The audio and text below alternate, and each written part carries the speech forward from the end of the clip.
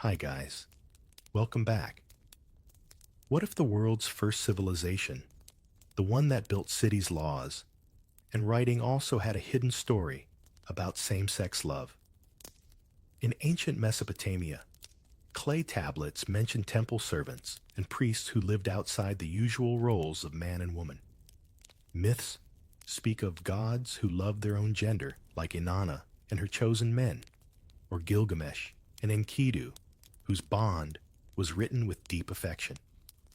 Some rituals in temples even suggest that intimacy wasn't condemned, but woven into the sacred. But how much of this was acceptance and how much is modern interpretation of ancient words? The line between devotion, friendship, and desire is blurry even after 4,000 years. What do you think? Were the Sumerians more open than we imagine? Or are we reading too much into the past? Share your thoughts in the comments and tell me the time you're watching. If you enjoy history that challenges what we think we know, subscribe, no pressure, but the next stories go even deeper.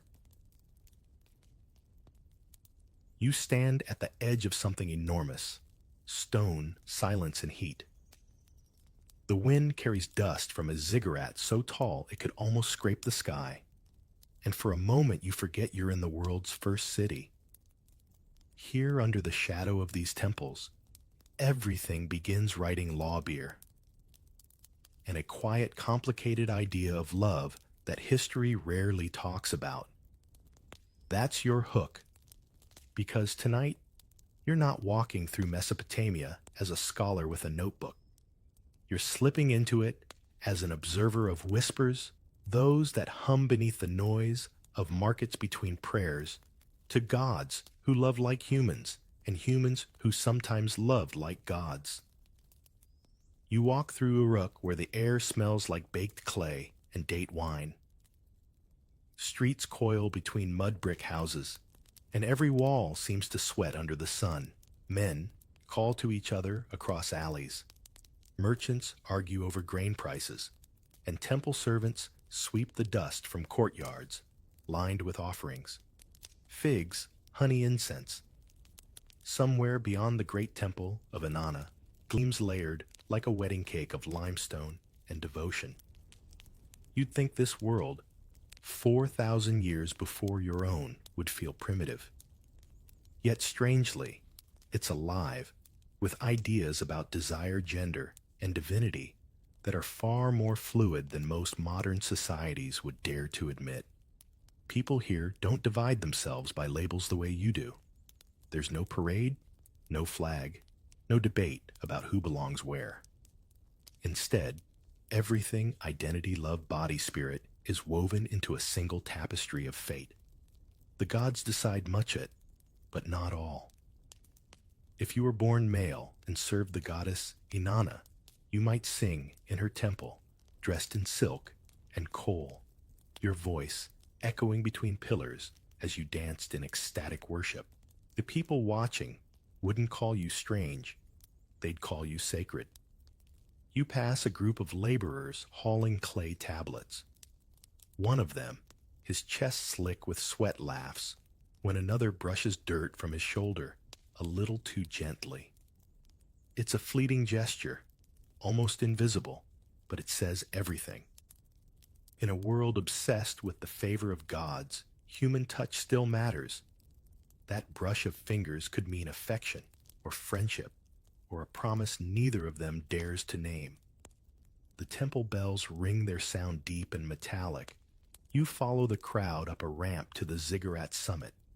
The wind is sharper here, and you can see all of Uruk flat roofs, canals glinting like silver threads, smoke rising from kilns. A priest chants his robe the color of sunrise. He calls upon Inanna, goddess of both love and war, patron of lovers and fighters alike. People murmur prayers, not for purity or sin, but for passion, protection, good harvest, and the courage to follow desire wherever it leads. If that surprises you, it should. Thousands of years later, people will insist that queerness is modern Western, a rebellion against the past. But here, under the Sumerian sun, it's just another part of creation.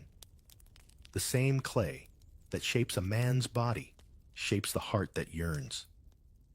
You find yourself wondering, what would it have felt like to live then? To love someone without having to explain what that meant? Maybe you'd have written their name in cuneiform on a wet tablet, the wedge-shaped marks pressed by trembling hands. Maybe you'd have prayed to Inanna for courage before a feast, hoping your eyes didn't linger too long when you passed them by. The city hums with that quiet defiance. There are rules, of course, laws about property, inheritance, marriage, but the private world of the heart moves in softer rhythms. Historians have found hymns written for gods and lovers that blur the line between devotion and desire. The poets didn't care which way the wind blew as long as it carried the scent of longing. Someone behind you mutters that the goddess herself once descended into the underworld for love, shedding her garments one by one until she stood naked before the queen of the dead.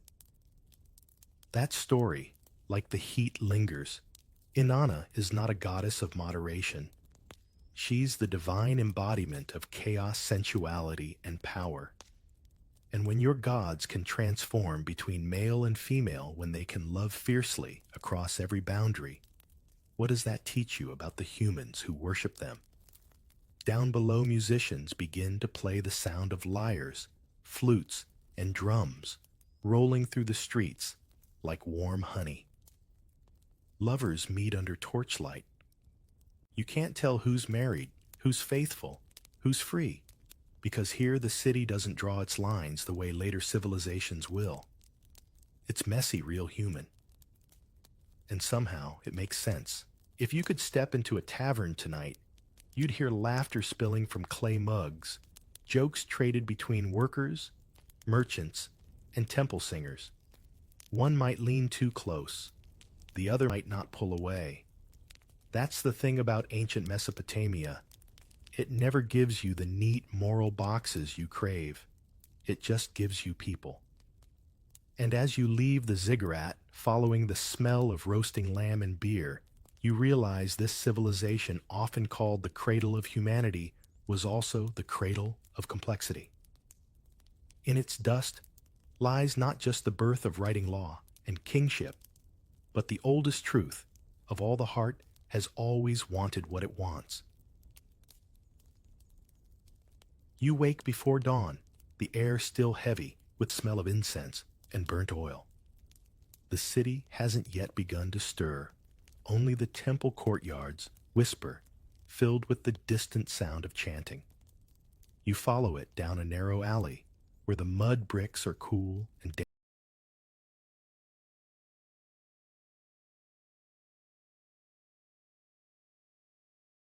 damp to the touch. It leads you toward the heart of everything, the sacred precinct, where gods are said to walk beside men. And if the rumors are true, those gods were not bound by the same rules their worshippers pretended to obey. In the Mesopotamian world, the gods loved as humans do, passionately, disastrously, and without apology. You've already met Inanna, of course, the goddess of love, beauty, and chaos. But tonight, you see her differently. Statues of her line the temple, tall, elegant, her eyes carved wide, her lips curled, as if she knows every secret ever whispered in this city. Her myths read like fever dreams. One moment, she seduces a mortal shepherd. The next, she swaps genders to experience love from the other side. She commands desire as both weapon and prayer.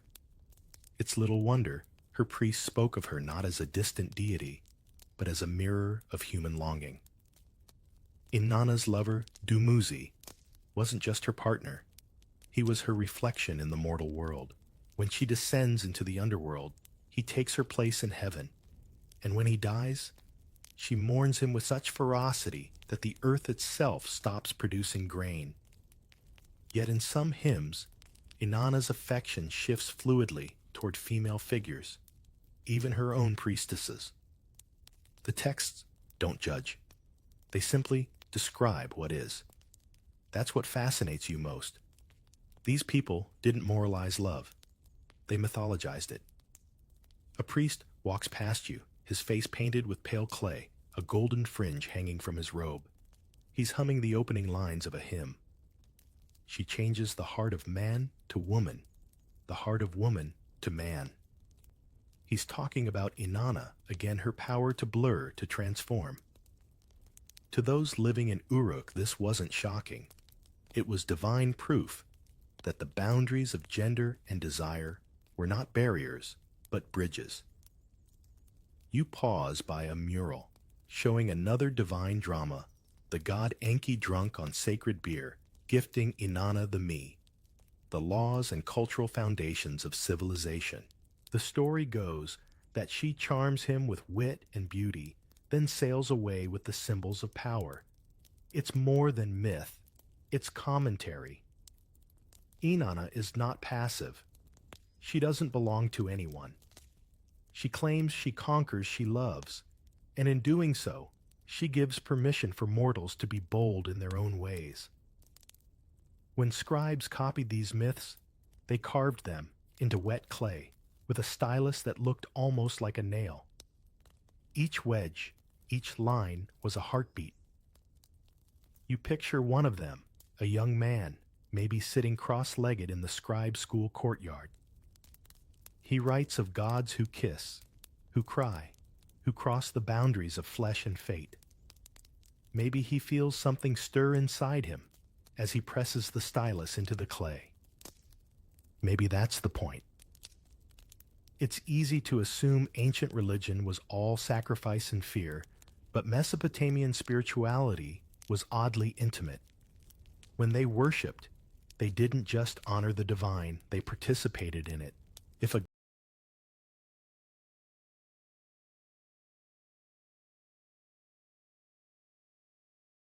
god could be both male and female lover and warrior, then what did that mean for the humans shaped in their image? You might call it theology. They called it balance.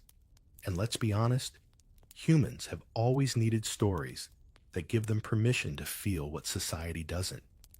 Today, people find that in movies, novels, songs.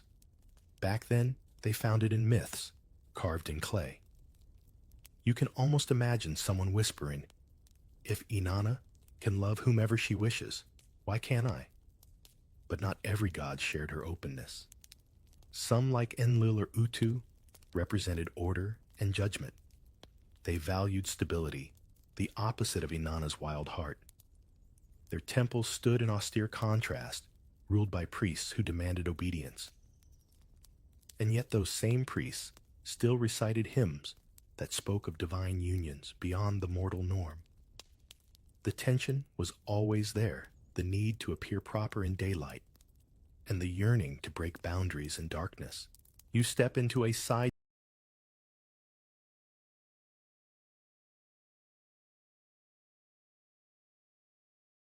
chamber where offerings of bread and dates sit before a carved idol. A scribe nearby explains that love in Sumerian is written with the same root as mercy and favor. It's not a feeling, it's a blessing. So when the gods bestowed love on someone, they weren't scandalizing heaven. They were showing grace. Outside, dawn breaks. The first rays of sunlight strike the temple walls, and the golden relief of Inanna seems to shimmer with life. You can almost hear her laughter, mocking daring eternal. The world below might worry about propriety, but the gods above never did. In their stories, love was an act of creation itself. You look down at your own hands, dusty and trembling. Somewhere between myth and memory, you realize that these stories told by voices long turned to dust weren't just about gods at all. They were about people trying to understand why the heart refuses to obey. And in that sense, you and the Sumerians have more in common than you'd think. Morning light floods the temple courtyard, now turning the baked bricks golden. The priests begin their daily rituals, and you finally see them clearly, the Gala Inanna's chosen servants. Their voices rise like a soft tide layered in harmony, half prayer and half performance. They are dressed in flowing robes dyed indigo and crimson, their hair oiled and braided with ribbons. And when they sing, it feels as if the air itself bends. The Gala are not just priests, they are bridges. In the eyes of ancient Mesopotamians, they stand between worlds,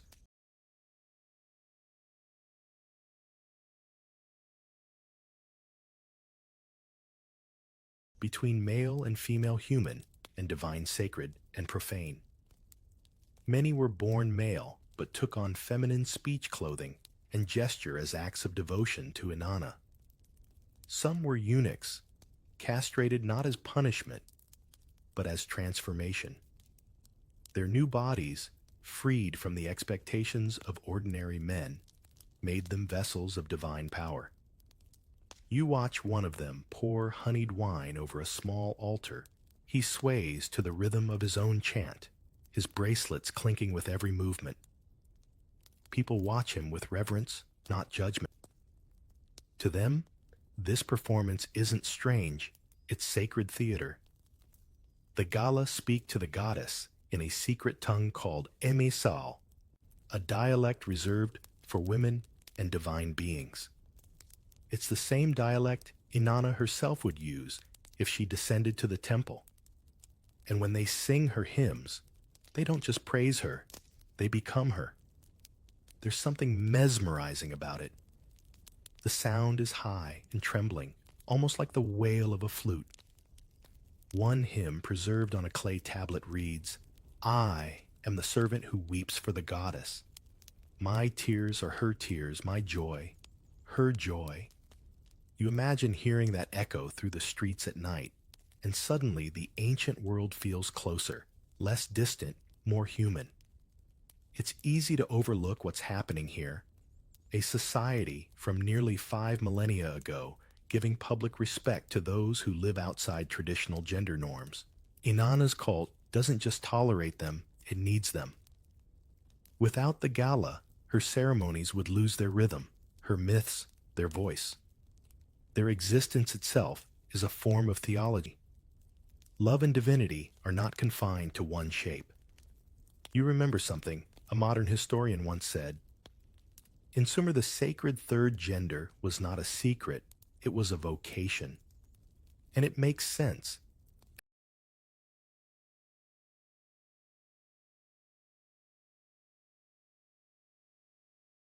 Imagine if your modern world treated difference not as a scandal, but as a calling. How many people would breathe easier? How many would finally see themselves reflected in the divine? Of course, not everyone in Mesopotamia celebrated them. Some scribes from later Babylonian eras wrote complaints about the effeminate singers of Inanna, claiming their presence disturbed the moral order. But even those critics couldn't erase their place in society. They were too essential, too woven into the rituals of life and death. During funerals, the Gala would wail for the departed guiding souls with their songs. During royal weddings, they performed love hymns invoking the union of Inanna and Dumuzi as the model of fertility and blessing. Their voices followed people from birth to burial, a reminder that the divine had many faces. You walk deeper into the temple complex. The air smells of myrrh and roasted barley. A young apprentice sits cross-legged learning to play a small drum. His teacher, a Gala priest, corrects him gently, laughing when the boy misses a beat. It's not just ritual here, it's mentorship art community. The priest wipes sweat from his brow, and for a moment his eyes meet yours. There's no shame in them, only pride. It's hard not to think about how differently history might have unfolded if other civilizations had adopted this acceptance. When you walk outside the temple, a merchant teases his friend, "You sing like a Gala." It's meant as a compliment. The gala's voices are the gold standard of beauty. The friend bows dramatically, pretending to be a priest, and the crowd laughs. That kind of humor only exists when something is culturally familiar, not taboo. Some scholars believe these priests even performed plays, ritual dramas, reenacting the love between gods, often with cross-gender roles. They'd paint their eyes, wear wigs, and dance under the moonlight while the crowd cheered. You can almost hear it, laughter, clapping, the smell of torches and beer. The line between sacred ceremony and theater was thin, and maybe that was the point. After all, who decides where worship ends and performance begins? Inanna's cult also included the Kurguru and Asinu figures, even more mysterious. Texts describe them as neither men nor women, sometimes wearing both male and female garments. They performed healing rituals, blessing the sick, soothing broken hearts. Some even served as oracles, channeling divine messages while in ecstatic trance. When the people saw them, they saw living proof that transformation, physical, emotional, spiritual, was part of the cosmic order. And as you walk back toward the city gates, the sound of their singing fades behind you. But the idea lingers that an ancient civilization, often called the cradle of the patriarchy, also birthed one of history's earliest recognitions of gender diversity as sacred. It makes you wonder what else the modern world has forgotten in its rush to draw lines and define boxes. Because here, under the Mesopotamian sun, the Gala's songs tell you something simple yet revolutionary, something we still struggle to learn, that the divine does not demand sameness. It delights in difference. What if I told you that somewhere buried beneath thousands of years of dust lie the world's oldest love letters, and some of them were written between men? That's your hook tonight. Forget the epic wars and the laws of Hammurabi for a moment. You're kneeling instead in a dimly lit archive of clay tablets stacked like bricks of forgotten emotion. This is where you meet the quiet scribes who left traces of their hearts pressed into wet earth, never realizing their words would survive longer than empires. You run your fingers across the surface of a small cracked tablet. The writing, tiny wedge-shaped spills across it in neat rows. Most people would see just economic records, grain deliveries, temple inventories, marriage contracts. But every so often, you stumble upon something that doesn't fit phrases about beauty, affection, or longing that no merchant would ever record. One Sumerian text from around 2000 BCE reads like a confession, disguised as poetry. You have captivated me. Your charm is sweet. Let me stand with you where the breeze of the gods flows. The pronouns are ambiguous. The desire is not. You look up from the tablet and imagine the man who wrote it. Maybe he was a temple scribe, surrounded by clay and reed pens, slipping his feelings into lines between ledgers so the gods alone could read them. Maybe his lover was another scribe, or a palace servant, or a soldier who'd soon leave for a distant campaign. Love, after all, doesn't care much for social rank or gender. Historians once dismissed such texts as figurative or ritualistic. It was easier that way. But when you read enough of them, the pattern becomes undeniable. The emotional register, the tenderness, the longing, is too human to be symbolic. There are even fragments of songs performed at feasts that sound suspiciously like flirtations between men. One tablet from Nippur contains lines like, "He entered the house. He looked at me with delight. His eyes were honey, his voice, wine." That's not business correspondence. That's infatuation carved in clay. You might wonder, did people recognize this kind of affection? Or was it hidden, The answer is complicated. In everyday Mesopotamian society, there were strict expectations about family lineage and inheritance. But emotion often found its way through the cracks. Publicly, a man might marry and father children to secure his household. Privately, the heart could wander elsewhere. In some letters, we see coded affection, a compliment that could mean friendship, or something deeper, depending on who is reading. You find one such letter translated by modern scholars. A soldier writes to his friend, "I have seen many lands, but none are as beautiful as the sight of your face. May Shamash guard you until we meet again." The tone is intimate, but careful, like a whisper caught between duty and desire. You can almost hear it. And here's the irony: Mesopotamia, for all its laws and order, gave birth to a written language so detailed that it accidentally preserved the subtlest shades of love. Every wedge on that tablet is an act of courage. You might compare it to texting today, except your message was baked in clay for eternity. You pause to imagine one of those tablets slipping from a scribe's hands into a kiln, hardening forever. Did he blush while writing it? Did he fear someone would read it? Or was he proud, believing that Inanna, goddess of passion, would understand? The archives also hold hymns written for kings who were said to be lovers of gods. The Sumerian sacred marriage ritual paired the king with the high priestess Inanna, but in some variations the roles are symbolic. The divine lover could be male or female. It wasn't about gender, it was about energy balance creation. Even the word lovkiag too, in Sumerian, doesn't divide romantic from spiritual affection. It's all the same current flowing through different vessels.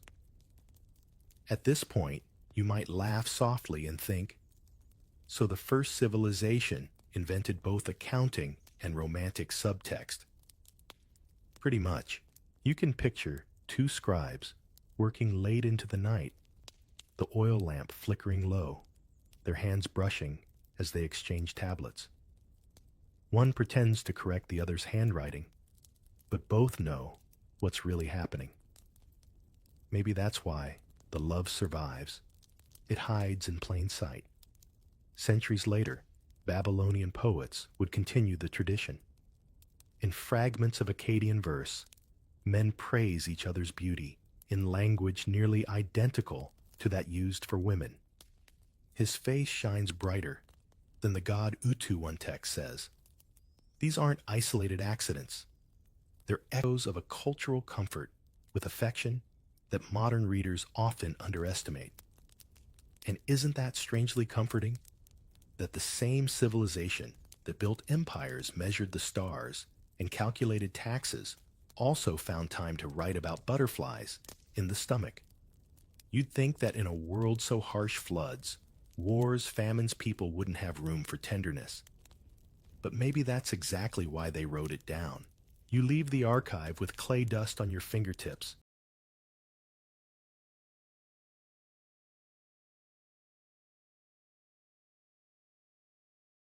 And as you walk into the bright sun, you can't help smiling. The tablets remind you of something timeless. Civilizations rise and fall, languages die. But the impulse to tell someone "I thought of you" never disappears. Even if the words have to be baked in mud first. The streets of Babylon buzz like a beehive, now traders, haggling donkeys, braying guards shouting as they push through the crowds. The smell of roasted grain and river mud hangs in the air. Somewhere beyond the noise rises the palace of King Hammurabi, where the famous laws of the ancient world were carved into black basalt. You've seen them in museums, rows of tiny wedge marks climbing upward like a staircase of order. But you're here to listen, not to what the laws shout, but to what they whisper. Hammurabi's code is often praised as the first great system of justice. But when it comes to matters of the heart or the body, It's curiously quiet. There are rules for theft, injury, divorce, inheritance, even broken oxen horns. Yet there's almost nothing explicit about same-sex relationships. The silence itself is revealing. In a society that documented everything, omission often meant tolerance. If the law doesn't punish something, it might simply not consider it dangerous enough to control. Still, you can't assume total freedom. The Mesopotamians loved hierarchy almost as much as they loved barley beer. Their world revolved around duty to the gods, the city, and the family line.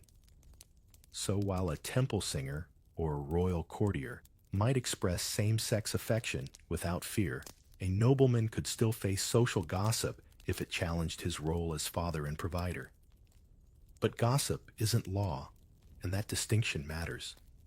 You step inside a shaded courtyard where scribes are teaching apprentices. On one tablet, a copy of Hammurabi's laws gleams faintly with oil.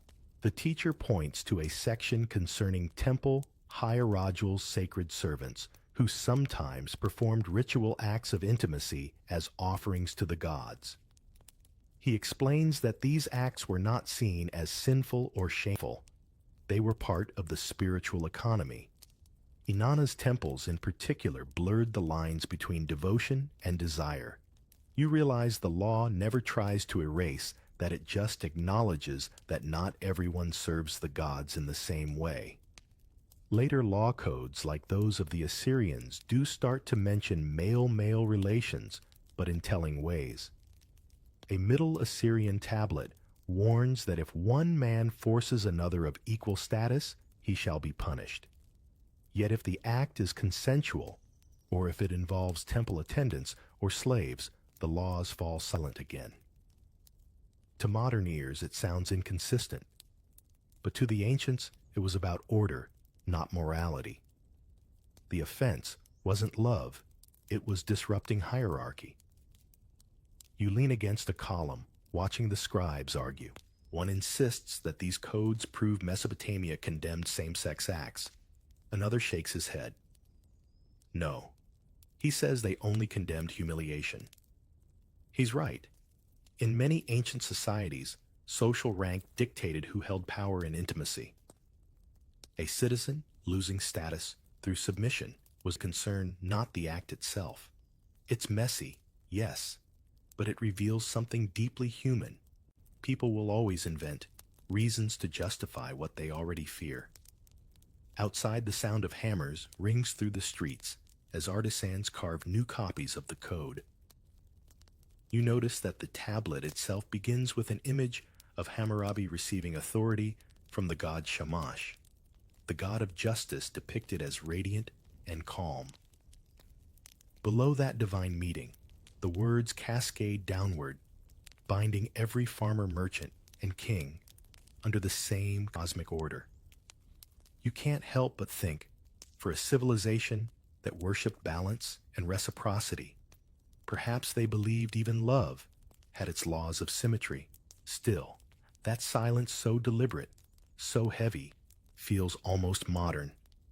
We often assume ancient people obsessed over control, but in truth, they sometimes knew when to look away. When something belonged to the private sphere of temple or heart, they left it there. Hammurabi's laws never demanded purity of thought or desire. They demanded responsibility. If you made a promise, kept it. If you took a wife, fed her. If you wronged someone, compensated them. But what you felt when the moon rose over the Euphrates, that was between you and the gods. You wander toward the riverbanks, where men are loading barges with grain. One of them wipes sweat from his brow and jokes. The law says, I owe taxes, not explanations. Everyone laughs, and the moment slips by like the current. That's the rhythm of Mesopotamian life, strict on paper, flexible in practice. There's a fascinating paradox here. The same civilization that built empires on structure also allowed emotional chaos to exist quietly beside it. The clay tablets don't moralize affection. They regulate commerce. It's as though the lawmakers knew that the heart, unlike silver or livestock, can't be measured by weight. Think about that next time someone tells you that history is just a chain of repression. Sometimes the oldest societies were simply pragmatic. If love didn't threaten crops or taxes, why legislate it? Maybe they understood what modern societies still struggle with, that the law can shape behavior, but never truly legislate longing. As you walk back through the bazaar, the sun drops low, and the world turns copper-colored. The shouts fade, the dust settles, and the black stele of Hammurabi glows faintly in the dusk. It stands there, proud, unbending, yet silent on the one thing that defines us most. Perhaps that's the final lesson it offers. Not everything sacred needs to be carved in stone. Evening comes quietly to Babylon. The streets thin, out the smell of bread, and smoke lingers, and the last light of the sun settles on the rooftops like a blessing. You walk through narrow alleys toward the residential quarters, the part of the city where life is lived, not recorded. There are no kings here, no grand inscriptions, only people merchants counting coins, mothers sweeping courtyards, and children chasing each other past the clay ovens. It's here that you start to see how the ordinary Mesopotamian navigated love duty and the unspoken rule that kept everything in balance.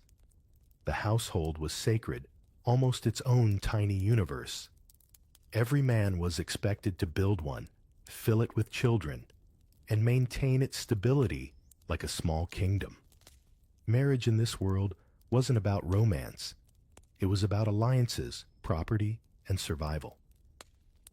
A family's future depended on sons who could inherit land, daughters who could marry well, and wives who could manage the home. Yet somehow, amid all that structure, the human heart still found room for softness and longing that didn't always fit the script. You pause by a courtyard where a husband and wife sit quietly eating dates. He's older, she's young, and they barely speak. Their marriage is a contract sealed with dowry tablets and temple witnesses. Love may come later, or not at all. The real warmth of this world often lives elsewhere, between friends, between comrades, between those who share laughter and work more than vows. Letters from the time speak of men writing to their beloved companions, a phrase that carried both friendship and intimacy. A soldier far from home might write to another, "You are my shelter, in battle my comfort, when the night grows long." On the surface, it's affection, born of hardship. But beneath it, something gentler hums. These are not the flowery words of modern love poems, no roses or candlelight, but the plain, sturdy language of loyalty, trust, and yearning. You stop by a market stall where an old woman sells incense. She tells you that in her day, young men often swore friendship oaths in the temple, binding promises of devotion, sometimes for life. No one asked whether such bonds were acceptable. They were simply part of the weave of life, as natural as the river's bend. A man could have a wife to bear his children and a companion to share his heart. One fulfilled duty, the other desire. The two rarely collided because everyone knew which was which. And yet, even in this tolerance, there were limits. Respectability depended on discretion. A public scandal, especially one that threatened family honor, could invite ruin. The Mesopotamians valued harmony above all else. They didn't ask you to hide who you were, but they did ask you not to disturb the balance. So affection survived in private gestures, a hand resting too long on another's shoulder, a gift of carved wood hidden in a storage jar, a whispered prayer at the temple gate. You might compare it to modern office life, the kind where everyone knows who's fond of whom, but no one says it aloud. The difference is that in ancient Mesopotamia, the gods were the witnesses. Inanna as ever watched over every secret. When someone lit incense for the friend whose name I cannot speak, the goddess understood perfectly. You pass a row of small homes built close together. Through a half-open door, you catch the faint sound of a lyre. A man sits alone inside tuning its strings. The melody is tender, almost melancholy. Maybe he's waiting for someone who can't come openly, or maybe he's just remembering. History doesn't tell you his name, but you can feel his presence, the kind of quiet loneliness that transcends centuries. Household tablets often list slaves, livestock, or grain rations, but rarely emotions. Still, you can find hints if you look carefully. A few scribes wrote wills, leaving gifts to my dear friend who tended my hearth. Others describe partnerships lasting years, unacknowledged by family law, but respected by neighbors. No moral panic, no sermons, just quiet coexistence. And that's what makes Mesopotamia so paradoxical. This was a world obsessed with order, kings issuing decrees, gods demanding rituals, families managing lineages, yet beneath all that there was space for contradiction. The same man who bowed before Shamash at dawn could meet his companion at dusk, sharing wine and laughter beneath the palm trees. The heart found its loopholes. You sit on the low wall of an empty courtyard as night falls. The moon rises over the Euphrates, painting the rooftops silver. Somewhere nearby, two men trade jokes in hushed voices. Their laughter is easy familiar, the sound of a bond, unburdened by fear. You wonder how many such moments have been lost to time, how many lives unfolded quietly between the lines of history, never judged, never praised, simply lived. And maybe that's the lesson here: civilizations don't survive on law and conquest alone. They survive because ordinary people in the cracks between duty and desire keep finding ways to be human. You realize that Mesopotamia's genius wasn't just in inventing writing or the wheel. It was in understanding that even in the most rigid of worlds, the heart will always find a place to rest. What if I told you that behind the polished walls of royal palaces, the same places you picture, filled with stern kings and trembling servants, there pulsed a far quieter, more human story, that some of those kings shared their power, not just with their queens, but with companions whose closeness was written between the lines of royal tablets. That's your hook. And as you step through the gates of an ancient throne room, you realize history's most powerful men were often surrounded by intimacy, too complex for official inscriptions to name. The court of a Mesopotamian king was more than politics, it was theater. Gold cedar wood, incense music, every gesture was performance.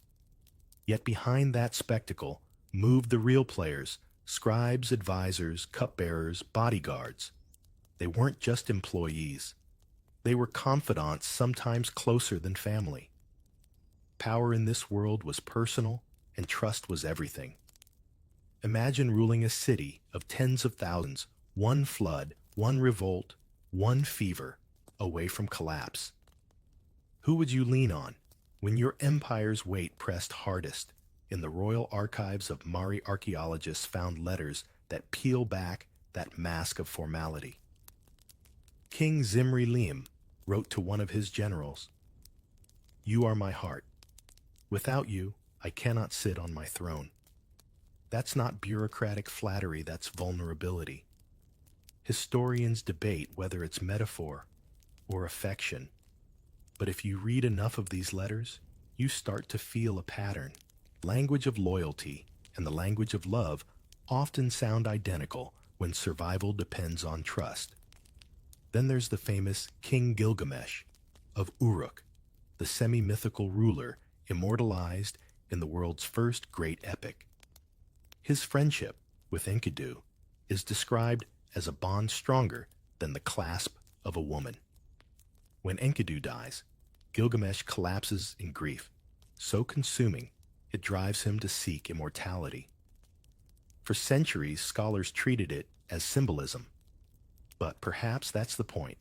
Ancient people encoded affection in myth, because myth was the only place it could live forever. You walk through a reconstructed throne room, frescoes depicting battles and feasts. In one corner, a cupbearer offers wine to the king. His face is painted with the same care as the monarch's, their eyes level, their bodies angled toward one another, as though mid-conversation. In a world where servants were usually drawn smaller, that equality of scale means something. The artist knew. Maybe everyone did. Even Assyrian kings, famous for their conquests, kept favorites who traveled everywhere with them. A clay tablet from Nineveh mentions a royal attendant described as beloved companion of the king. The text doesn't elaborate, and it doesn't need to. Everyone at court would have understood the significance. Such relationships weren't scandal. They were privilege. To be loved by the king meant access to his ear, his table, his secrets, and perhaps his affection. Still, the palace was a dangerous stage. Affection could look like favoritism, and favoritism could spark jealousy. In one Babylonian chronicle, a royal vizier was executed after rumors spread that he was too close to the king. The official charge was treason. But the subtext, you can almost hear the whispers behind the marble walls. You linger near the throne dais, tracing the grooves worn into the floor by centuries of feet. How many glances? How many secrets pass through this space? You picture a night banquet, torches flickering, musicians playing softly, the air thick with perfume. A king laughs at something whispered in his ear by his most trusted attendant. Around them, courtiers pretend not to notice. You can almost feel the tension, the line between devotion and desire so thin it's practically decorative. But affection at court wasn't always romantic. Sometimes it was symbolic part of what scholars call homosocial intimacy, where brotherhood and loyalty blur into tenderness. In a world of constant warfare, men lived and died side by side. To love your companion was to love survival itself. And yet, the emotion that underpinned it, jealousy, grief, attachment, was real. When Gilgamesh wept for Enkidu, he wasn't mourning strategy. He was mourning his other half. You think about modern politicians, their chiefs of staff and personal aides. Publicly professional, privately essential. The same dynamic echoed through these ancient palaces, except then affection was divine currency. Many kings compared their relationships with their favorites to the bond between gods Shamash and his attendant Bunne, or Inanna and her loyal priests. It wasn't seen as unnatural. It was seen as sacred symmetry. In the royal gardens, moonlight reflects off still water. You imagine a king walking with his trusted scribe after the day's judgments are done. They talk about the harvest, the stars, perhaps the coming war. Maybe they talk about nothing at all. Maybe that's what intimacy looks like in a world where everything else is performance, two voices in the dark, unrecorded by history, yet heavier with truth than all the carved laws of stone. If you listen closely, you can almost hear their footsteps fade, leaving behind a single truth. The tablets never dared to say out loud that love, whatever form it takes, has always been the most political act of all, because in every age the heart defies hierarchy. And in those quiet, forbidden moments, even kings remember they're only human. The battlefield smells like metal and dust. You're standing on a plain somewhere near the Euphrates, centuries after Gilgamesh's time, when armies march beneath banners painted with the gods' symbols.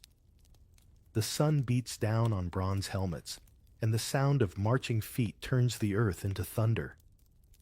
War in ancient Mesopotamia wasn't just about conquest, it was ritual survival and identity.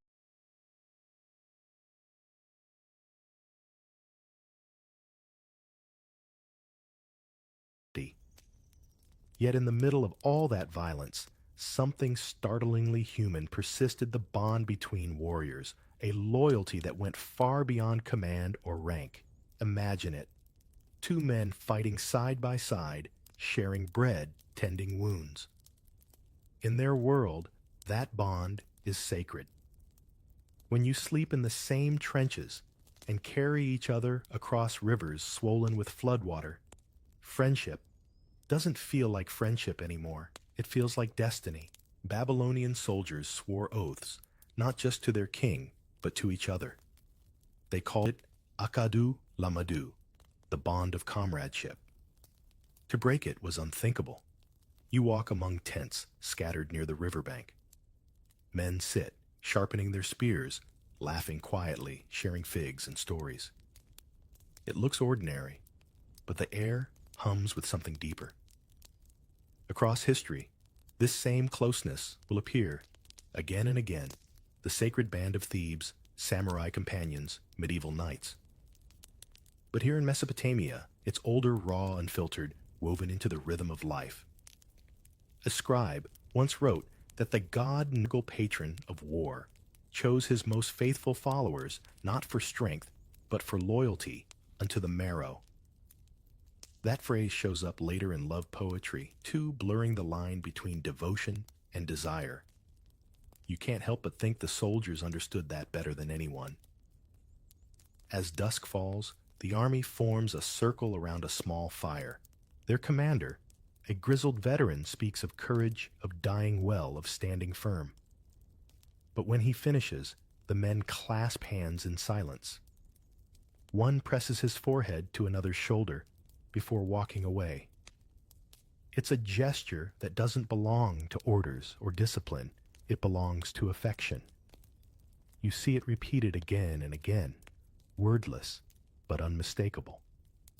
If you were to eavesdrop on their conversations, you'd find teasing, crude jokes and boasts like any group of men under pressure. But beneath it all, an intimacy built on shared danger. When people live every day, knowing they might not see sunrise, they drop the masks society gives them. They start to say the things they mean. There's a Babylonian proverb that says, "A friend in battle is a second soul." It's a line that could fit on any modern war memorial. The tablets that preserve it don't bother to explain what kind of friendship that is. They don't need to. Everyone knew the feeling, the one person whose presence made fear bearable, the one whose loss would break you.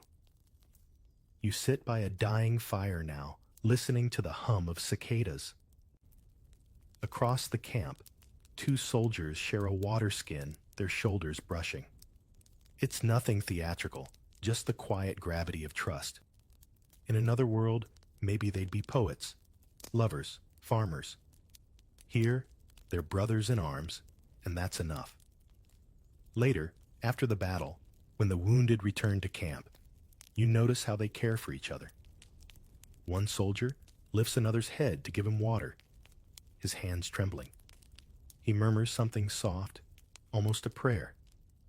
For a civilization so old, so often described as brutal, these gestures speak louder than the myths of kings and gods.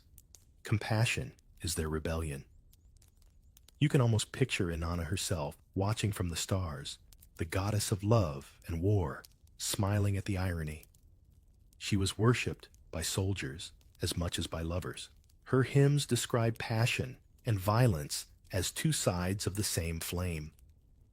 Maybe that's why the warriors sang to her before battle, not for victory, but for the strength to keep feeling human amid the chaos. Some scholars think these bonds helped hold Mesopotamian armies together. Others argue they threatened discipline. The truth is, probably both. Affection has always been the military's best-kept secret. It makes men fight harder and mourn longer. When one soldier dies, another carves his name into a tablet or a weapon, ensuring he's remembered. Sometimes those inscriptions include phrases like, "He was beloved." It's impossible to know how literal that word was meant, but it always lands the same way, heavy, intimate, true. You think about modern soldiers, the photographs they keep tucked into helmets, the jokes that hide fear, the way they cling to each other in silence. Humanity doesn't change much, does it? The armor evolves. The weapons evolve, but the heart beats the same rhythm.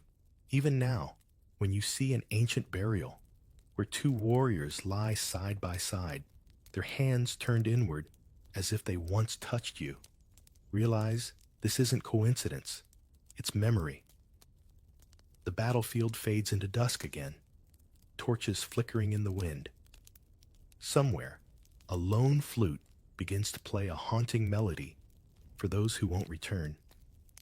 You watch as the men fall quiet, their eyes reflecting the flames. They aren't heroes or sinners. They're just people trying to love and survive in the same breath.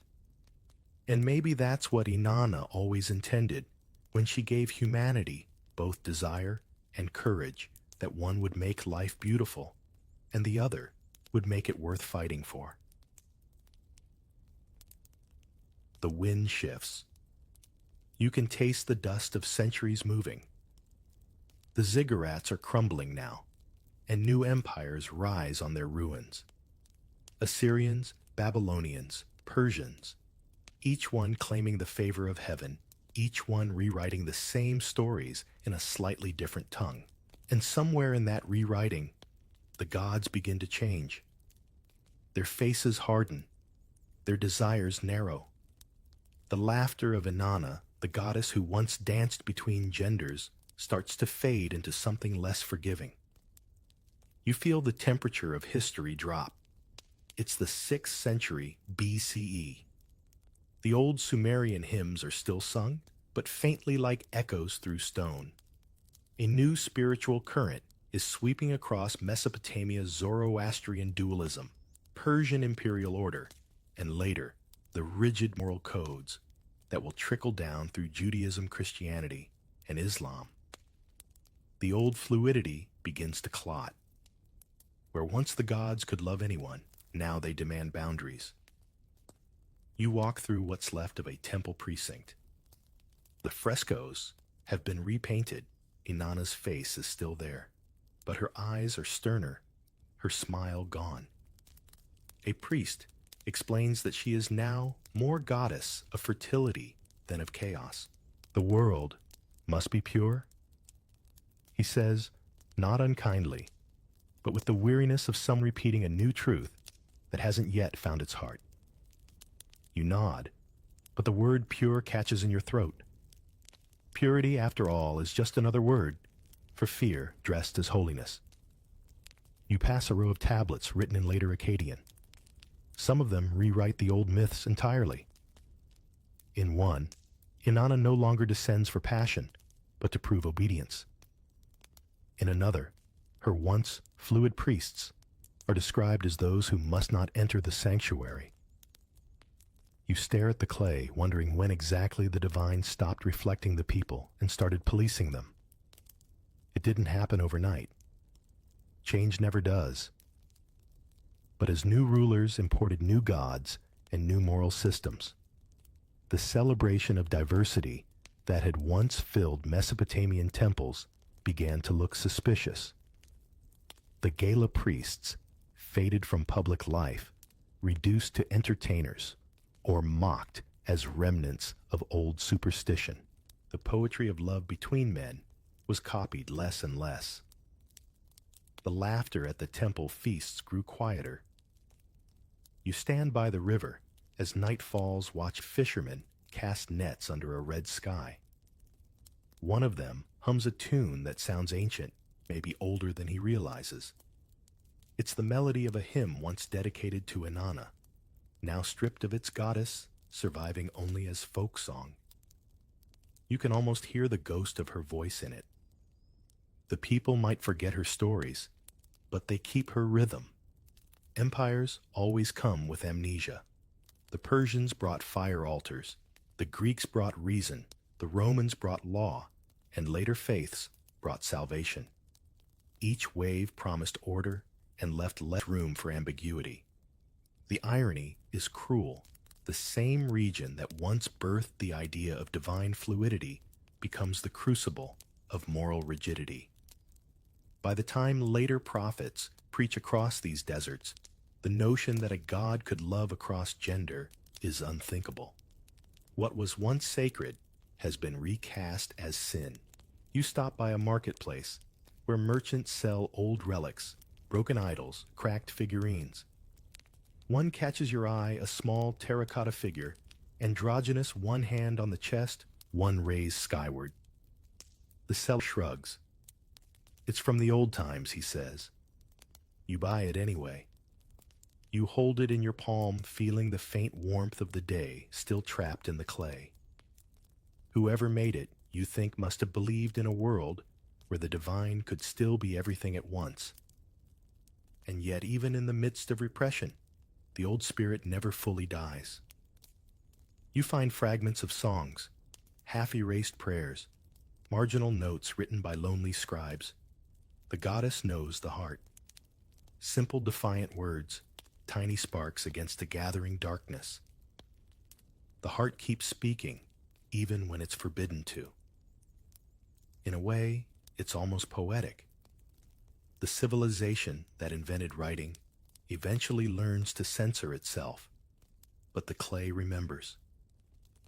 It doesn't care what empires declare sacred or shameful. It just keeps its secrets until someone like you comes along, brushes off the dust, and listens. Standing in the ruins, you think about how quickly human beings turn mystery into rulebook. Once the god's love was vast enough to include everyone. Then fear arrived, disguised as morality, whispering that heaven could be tidy if only the heart obeyed. But the heart never did. It simply learned to whisper back.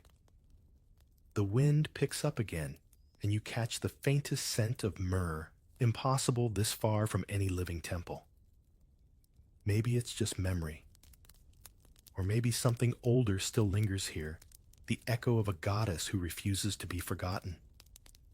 Inanna's devotees may be gone, but their songs still hum in the dust. And as the stars rise over the ruins of Ur and Babylon, you realize something that every conqueror forgot. Silence isn't the same as absence.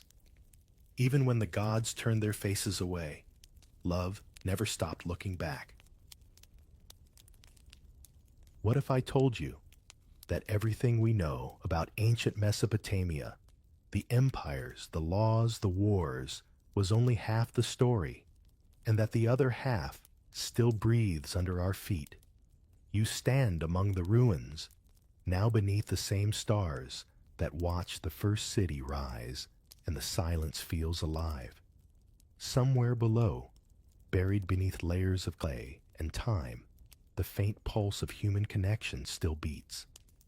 You can almost hear it like the echo of a drum, too deep for the ear, but not for the heart. The archaeologists around you are careful and quiet. Their brushes move like whispers, uncovering fragments of the world's first love songs, first laments, first attempts to explain why the heart does what it does. Each piece is tiny, incomplete, yet when you fit them together, you see a truth that refuses to die. Love was never new. It didn't begin with Rome or Greece or Shakespeare's sonnets. It began here in the mud between the rivers when humans first learned to carve their longing into clay. You pick up a small shard, once part of a larger tablet. The wedge marks are faint, but the words translated later say, "My friend, my delight, I will not forget you. It's not addressed to a king or a goddess, just to another person. No titles, no lineage, just affection. That's the heartbeat of history. Most people miss the way tenderness survives even when civilizations don't. Around you, the desert stretches endless, golden and quiet. But look closer, and you'll see that it's not empty. It's layered. Every grain of sand hides another story, another secret moment when someone reached for someone else. The people who lived here built ziggurats and irrigation canals, yes, but they also built something more fragile, an eternal connection. You think of the Gala priests, whose songs once made the air shimmer of scribes sneaking affection between their ledgers of warriors binding themselves by blood, and trust of kings whispering to their companions in gardens after dusk. None of them knew their gestures would last longer than their empires. They were just living imperfectly, tenderly, boldly. And somehow, that was enough for history to remember. There's a strange comfort in knowing that the same river that reflected Inanna's temple once reflected human faces, tired, laughing, hopeful, guilty, brave. The Euphrates still flows carrying whispers from 5,000 years ago. Maybe if you listen closely, you can hear them. The tone isn't grand or tragic. It's ordinary, almost mundane, like two people talking softly in a crowded room, not realizing the world will forget everything else about them but this. You sit down on a low wall, feeling the warmth of the stone through your hands.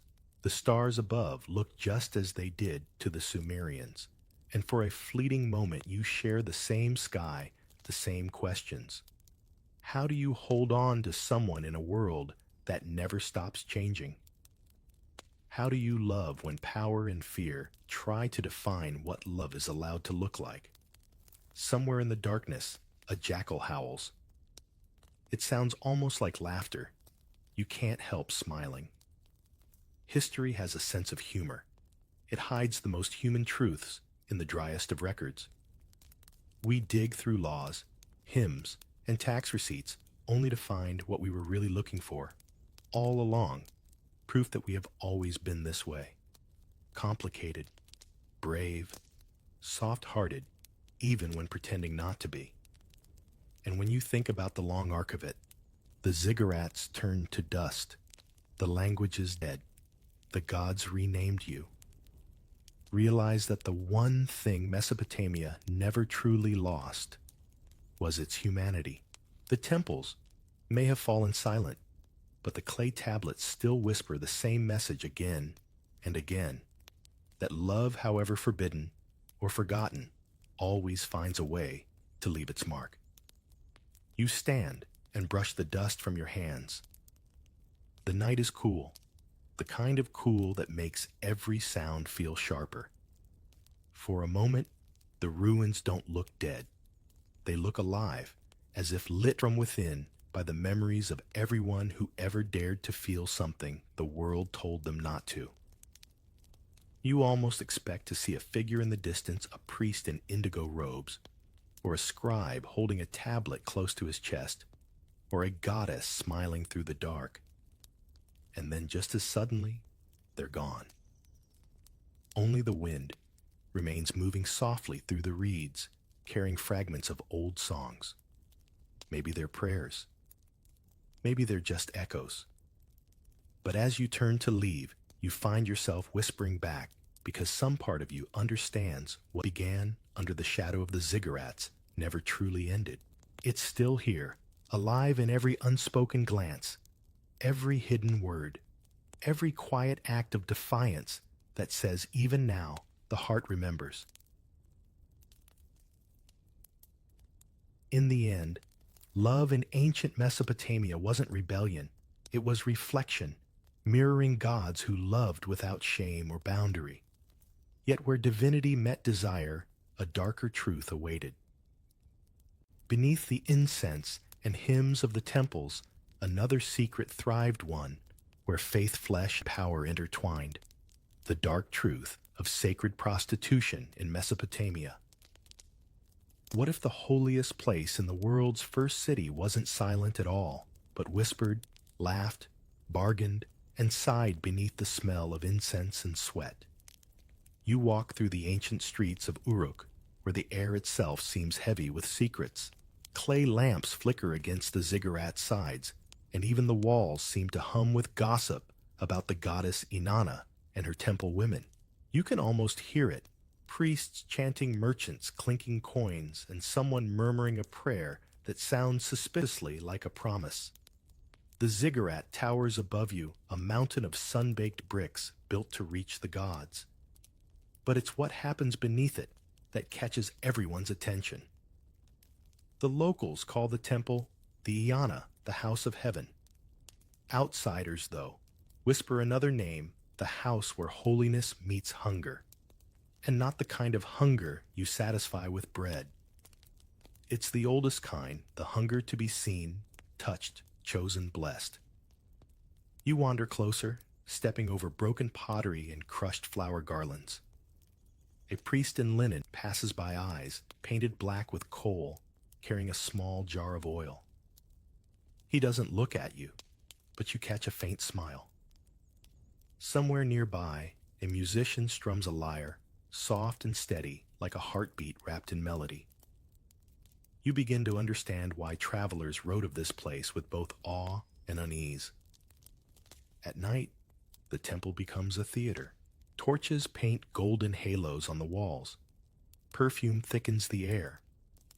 Men and women approach the priests and priestesses with offerings, dates, silver, even livestock. And somewhere in that mix and a ritual, no one fully explains, the divine supposedly steps down to taste human devotion. The Mesopotamians believed that by offering their bodies, they could feed the gods' desires and ensure fertility for the land. The line between faith and flesh was thin, almost invisible. Of course, you might wonder, was it really about religion or about power? Because here's the thing: in a city where grain and silver determined status, the temple wasn't just a house of worship. It was a bank, a granary, a court, and yes, a stage for something much more complicated. Every prayer, every ritual, every whispered act carried both spiritual and economic weight. If the rains came, people thanked Inanna. If they didn't, they whispered that maybe the temple women hadn't pleased her enough. Imagine living in a world where your crop yield depended on the god's mood, and the god's mood depended on whether humans performed their devotion correctly. That's a lot of pressure. You might even find it ironic that the same civilization that gave us writing, math, and law also turned intimacy into theology. But for them, it made perfect sense. If creation began with divine union, why wouldn't human union renew creation every year? You overhear an old merchant boasting that he once offered a silver ring at the temple, and the next season his fields overflowed. Was it luck, coincidence, or the goddess herself? He doesn't care, he believes. And belief here is currency. The temple thrives on it. Kings donate gold. Farmers bring goats. Even foreign travelers, half skeptical, half enchanted, leave something behind. And that's when you notice something subtle. The temple's women, dressed in soft linen and adorned with jewelry, aren't portrayed as outcasts. They are honored, their presence symbolic. To serve Inanna was to channel divine energy itself. But beneath that sacred glow lies a more human story of women who may have had little choice, of families who offered daughters for status, and of men who used devotion to disguise desire. The clay tablets you've seen in museums suddenly feel less abstract. They aren't just lists of sacrifices and hymns. They're fragments of a society balancing faith and economy, spirituality and survival. In one hymn, Inanna is called "She Who Makes Kings Kneel." In another, She's the lady who delights the hearts of gods. Both lines sound beautiful until you realize they also justify everything that happened in her name. You stop at a small shrine where a bronze statue of Inanna gleams under torchlight. Her eyes, once inlaid with lapis lazuli, still seem to follow you. The priest beside her murmurs, she sees all desires, yet judges none. Convenient theology, isn't it? A group of young men approaches laughing nervously. They carry garlands oil and a handful of coins. One of them jokes, "May Inanna grant me favor tonight." The others snicker, but their laughter carries a tremor of awe. Even they know the line between a joke and a prayer is thin here. You sit at the temple steps for a moment watching the endless traffic of pilgrims.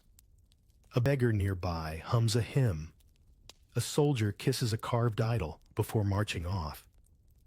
It's messy, human, and profoundly sincere. The sacred, it turns out, isn't always solemn. Sometimes it smells like incense and uncertainty. If you squint, you can see how modern minds would misunderstand this world, how later historians would imagine orgies and decadence, when in truth it was something else entirely, an economy of blessings, a choreography of survival.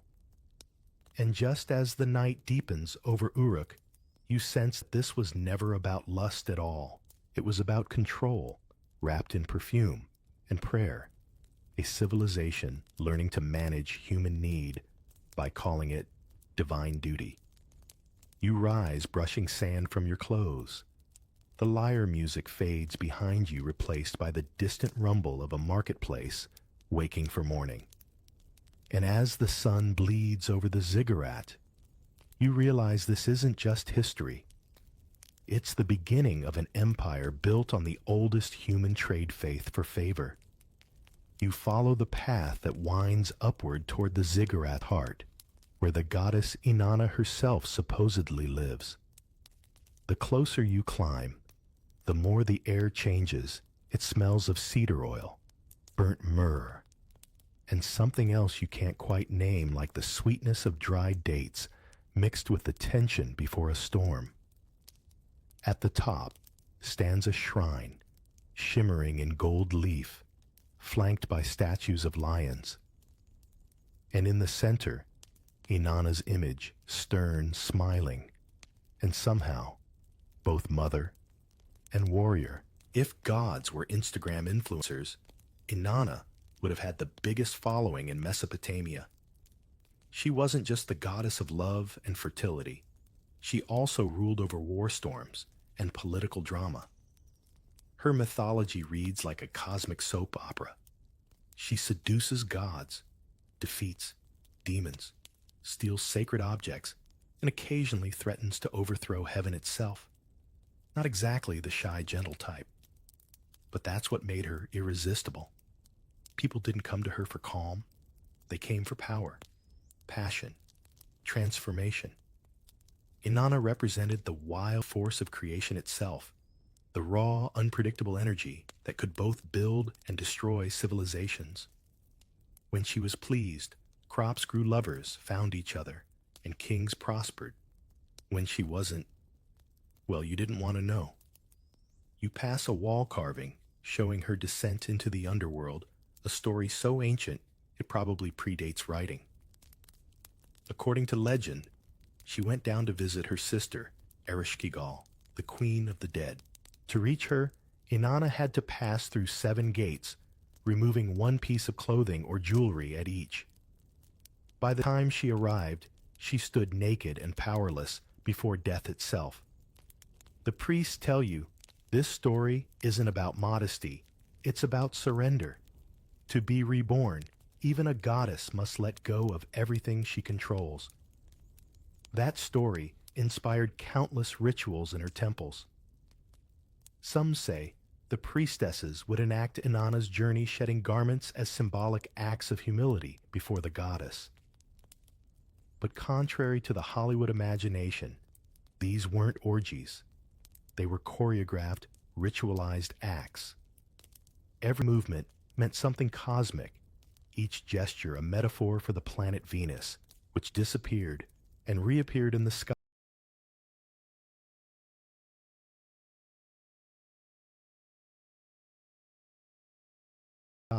mirroring Inanna's descent and return. Now think about this. When Inanna rose back from the underworld, she brought life with her. That myth justified the entire agricultural calendar. It's a clever cosmic logic. Plant seeds, bury them in the dark, and they die only to return in spring. The same pattern played out in the heavens, the fields, and the human body. Even the concept of sacred union between priest and priestess was meant to echo that divine rebirth. The high priest, or king, played the role of Dumuzi Inanna's mortal lover. During the New Year festival, they performed a symbolic marriage to ensure fertility and cosmic balance. Imagine the pressure on the poor king, thousands of people watching the fate of the crops resting on your ability to please a goddess who once threatened to turn heaven upside down. Talk about performance anxiety. But behind the symbolism lay politics. The king's union with Inanna's priestess wasn't just about fertility, it was propaganda. It showed that he had divine approval, that the goddess herself had chosen him to rule. It's the oldest public relations strategy in the world: sanctify authority with a hint of celestial romance.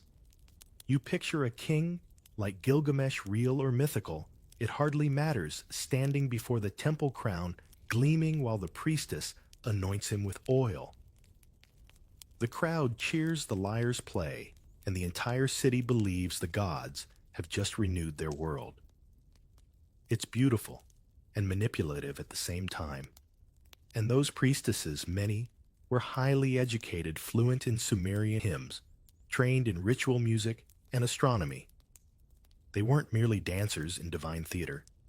They were intermediaries between human and cosmic order. Some were from noble families, others offered by their parents to the temple as vows. In Mesopotamia, that could elevate a woman's status beyond what ordinary marriage ever could. Still, the role came with risk. Inanna's priestesses carried both reverence and suspicion. The people worshipped them, but also feared their power. After all, these women spoke for a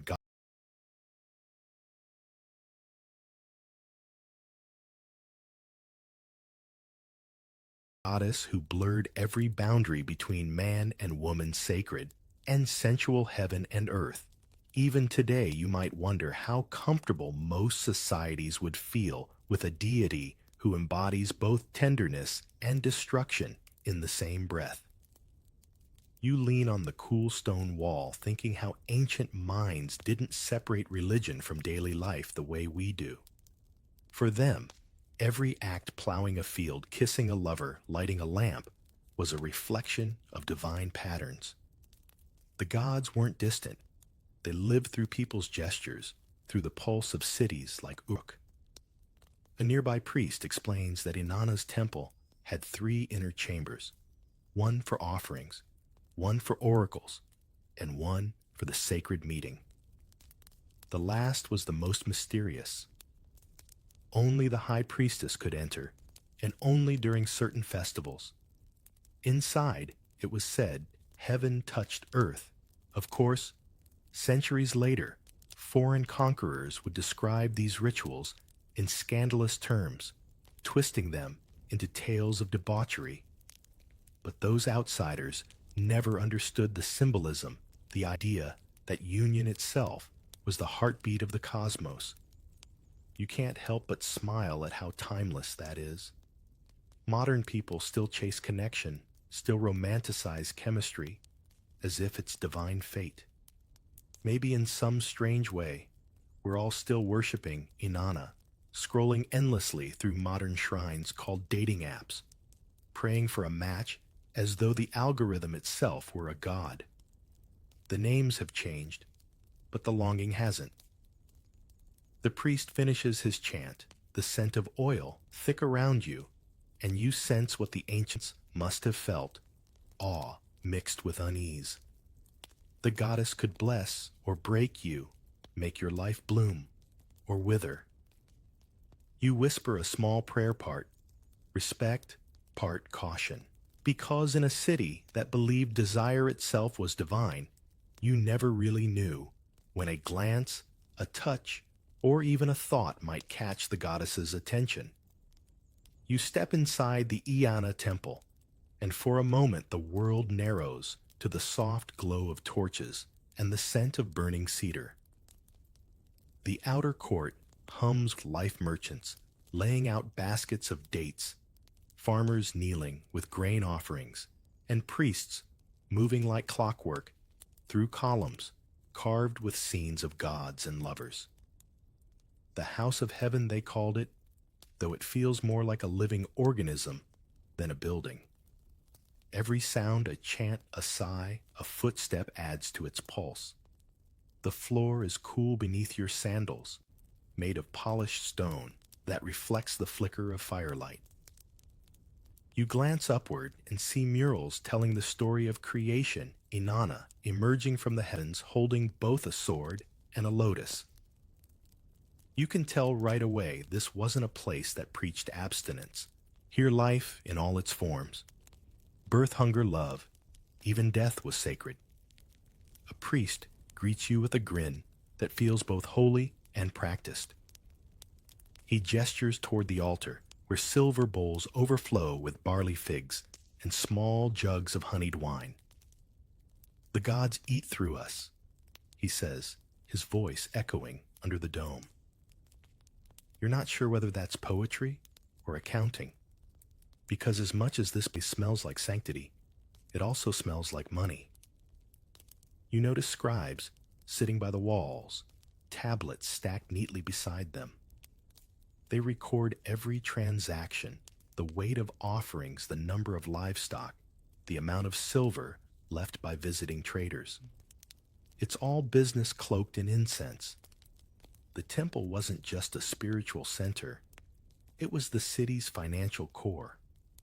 The gods may have owned everything, but their priests managed the assets. And that's where things start to get fascinating. For every grain offering and whispered prayer, there's a practical purpose hidden beneath it.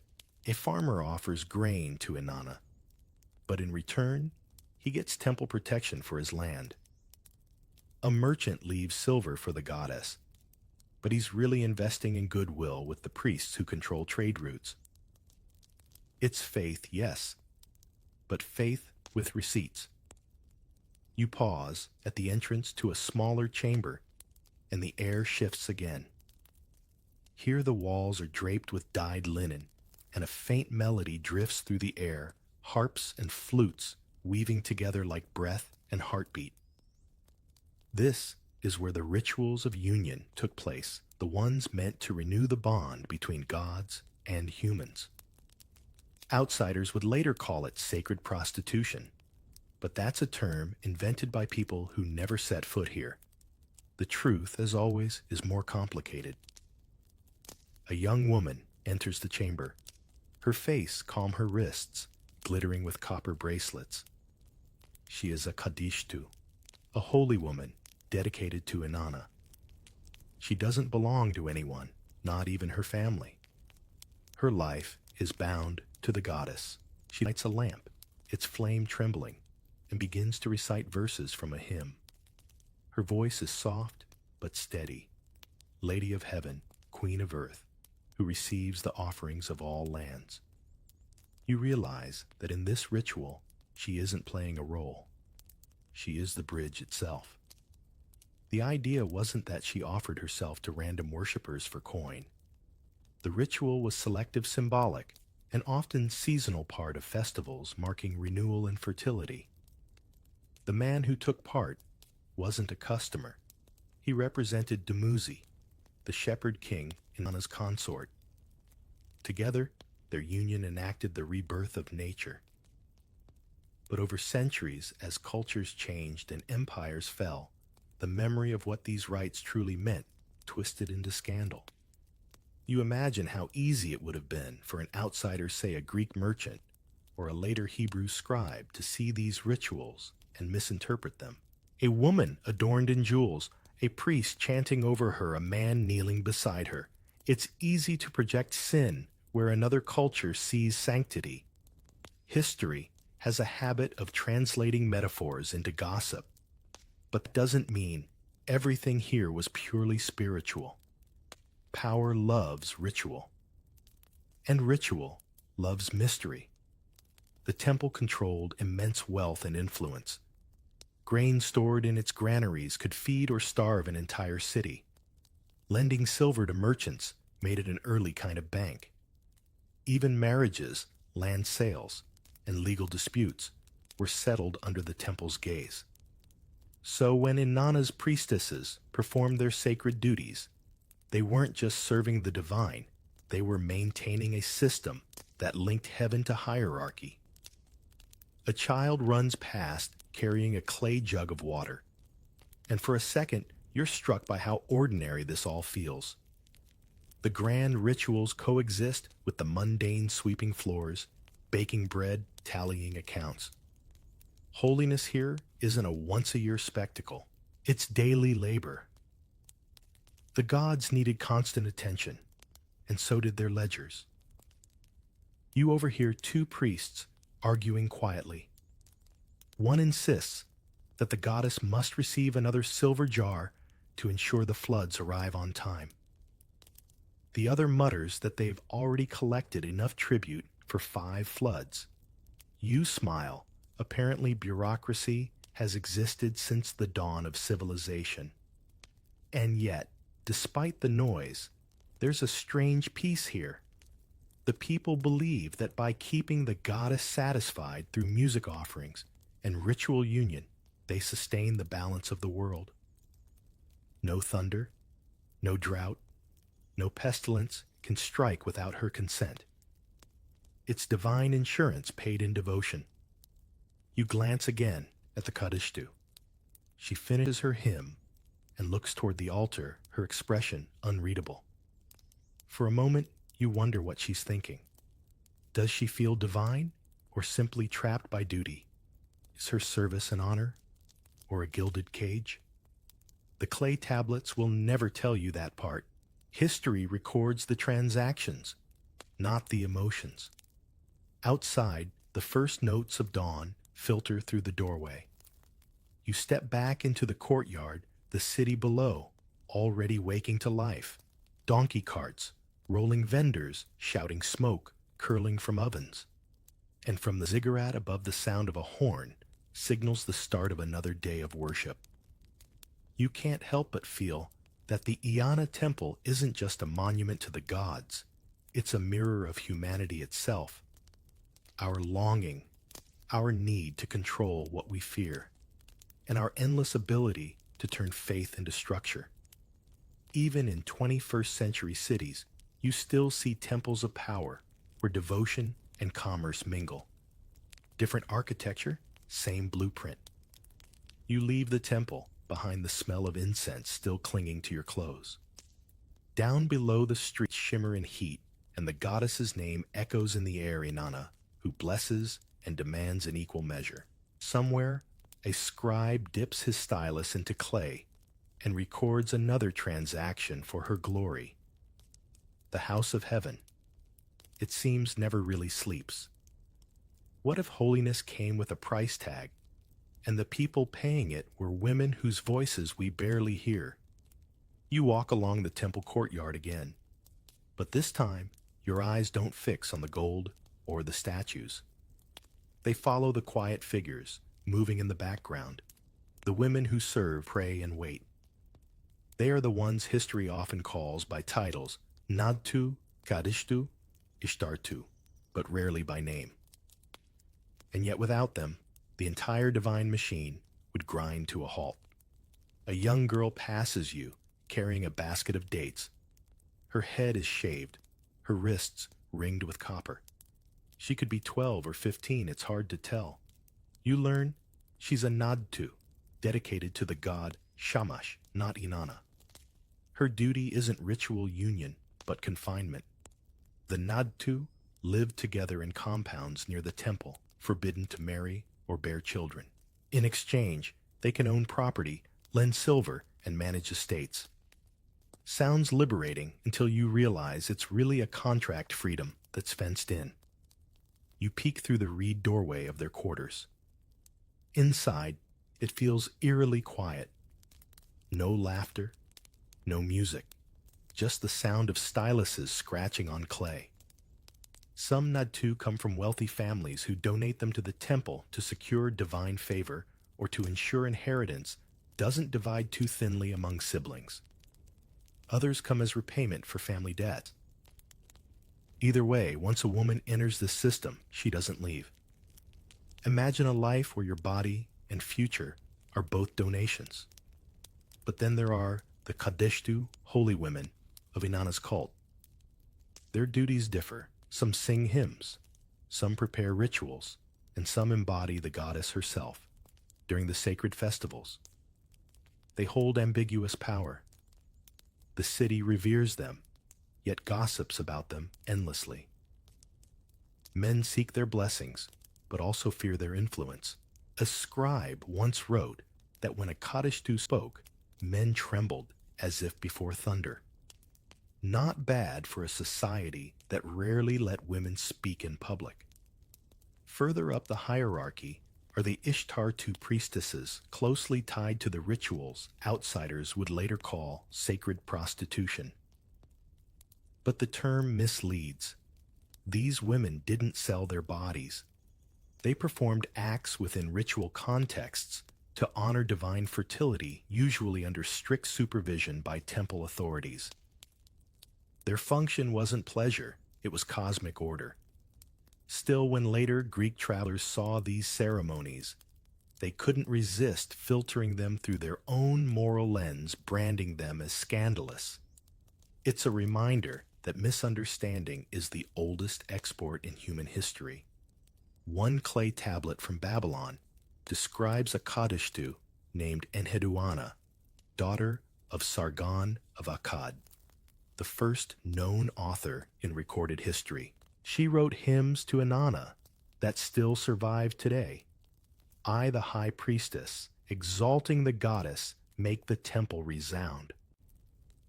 You can almost hear her voice, in lines proud and exhausted at once. Imagine being the daughter of an empire's founder and still having to prove your worth by channeling the divine through verse. Enheduanna was both priestess and poet, and in her you glimpse how these temple women weren't merely servants of gods, they were creators of culture itself. You sit in the shade near a clay tablet archive, flipping through rows of cuneiform impressions that track temple life. There are contracts, receipts, even personal letters. One reads, "To my sister, may Inanna protect you." The barley shipment has arrived, but the overseer demands more tribute. Another, "My vow is fulfilled. May the goddess remember me kindly." You wonder who wrote them, lonely priestesses, proud scribes, or weary servants marking another day in service of eternity. As the day heats up, a group of Nadatu walk in procession toward the temple gate. Their robes are simple, their faces calm. They carry offerings of fruit and honey, symbols of fertility they themselves will never experience.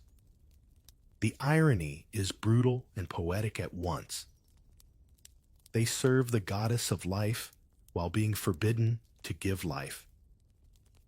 You think about modern parallels, people devoting themselves to causes or careers that demand everything while promising transcendence.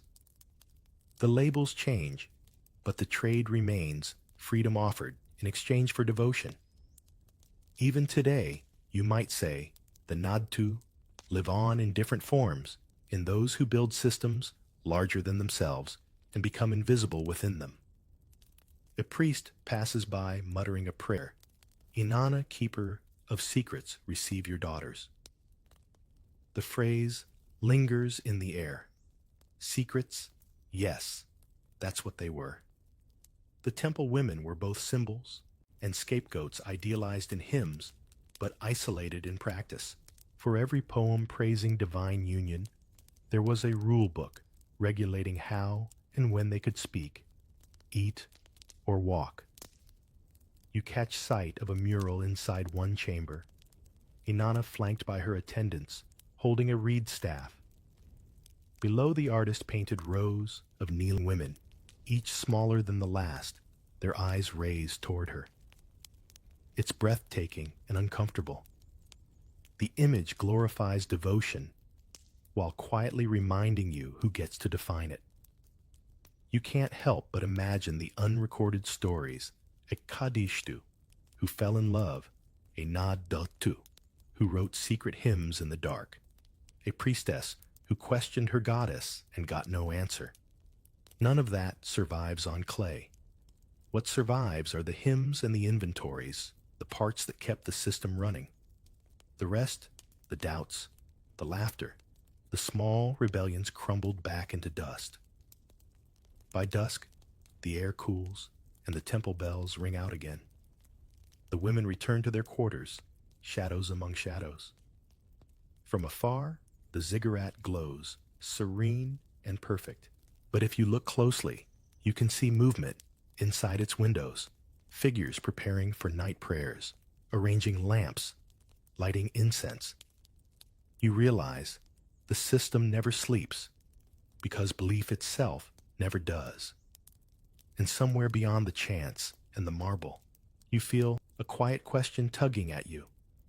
Were these women worshiping the goddess or keeping her empire alive for the men who claimed to serve her? You sit on the edge of the temple stairs as twilight pours over Uruk and the city seems to hum like a living thing. From here, you can see everything.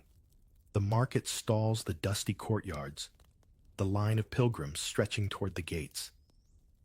And somewhere, in that busy blur, silver coins glint like captured moonlight. It hits you. Then devotion here isn't just spiritual, it's an entire economy. The people bring grain cattle honey, or jewelry as offerings to Inanna. But none of it disappears into thin air. Priests weigh every sack record, every bead, and redistribute it through the temple's network. If you trace the flow long enough, you find a system that would make any modern accountant proud. The goddess doesn't simply receive, she circulates. The temple owns farmland, employs laborers, trades goods, and lends silver at interest. That's right. The earliest banks in human history weren't built by merchants, but by gods. And who managed these divine accounts? The priests and scribes, of course. They sat behind clay desks, tallying barley and livestock, while the priestesses upheld rituals that kept the divine narrative convincing. You watch a merchant approach the gate, bowing deeply before depositing a small pouch of silver.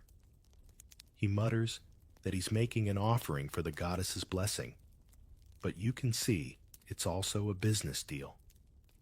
In exchange for his piety, he gets access to temple-backed trade routes, guards, and even letters of credit that other cities respect. It's ancient Mesopotamian networking linked in with incense. And the irony, those coins may later fund new temple festivals or pay for construction projects that employ hundreds. The system keeps everyone invested, literally. The priests say, Inanna's generosity multiplies what you give. They're not wrong. The math just happens to be economic, not mystical. Still, the belief in divine reciprocity keeps the entire structure stable. Give to the goddess, and she gives back through rain, harvest, or luck. It's a psychological feedback loop, powerful enough to sustain an empire. You can't help but think of modern equivalents, how charity galas, celebrity foundations, or even certain mega-churches blur the line between faith finance and spectacle. Different millennia, same formula, holiness as brand strategy. Inside the temple courtyard, a group of artisans stacks finished jars near the granary. Each bears a seal, a star, within a circle, Inanna's symbol. It's both a sign of divine approval and a trademark. Temples monopolized not only religion, but reputation. If your goods carried the goddess's seal, they sold faster. And if they didn't, well, good luck convincing anyone the gods favored your work. You wander through the storage hall, where sacks of barley line the walls in precise order. It smells faintly of dust and olive oil.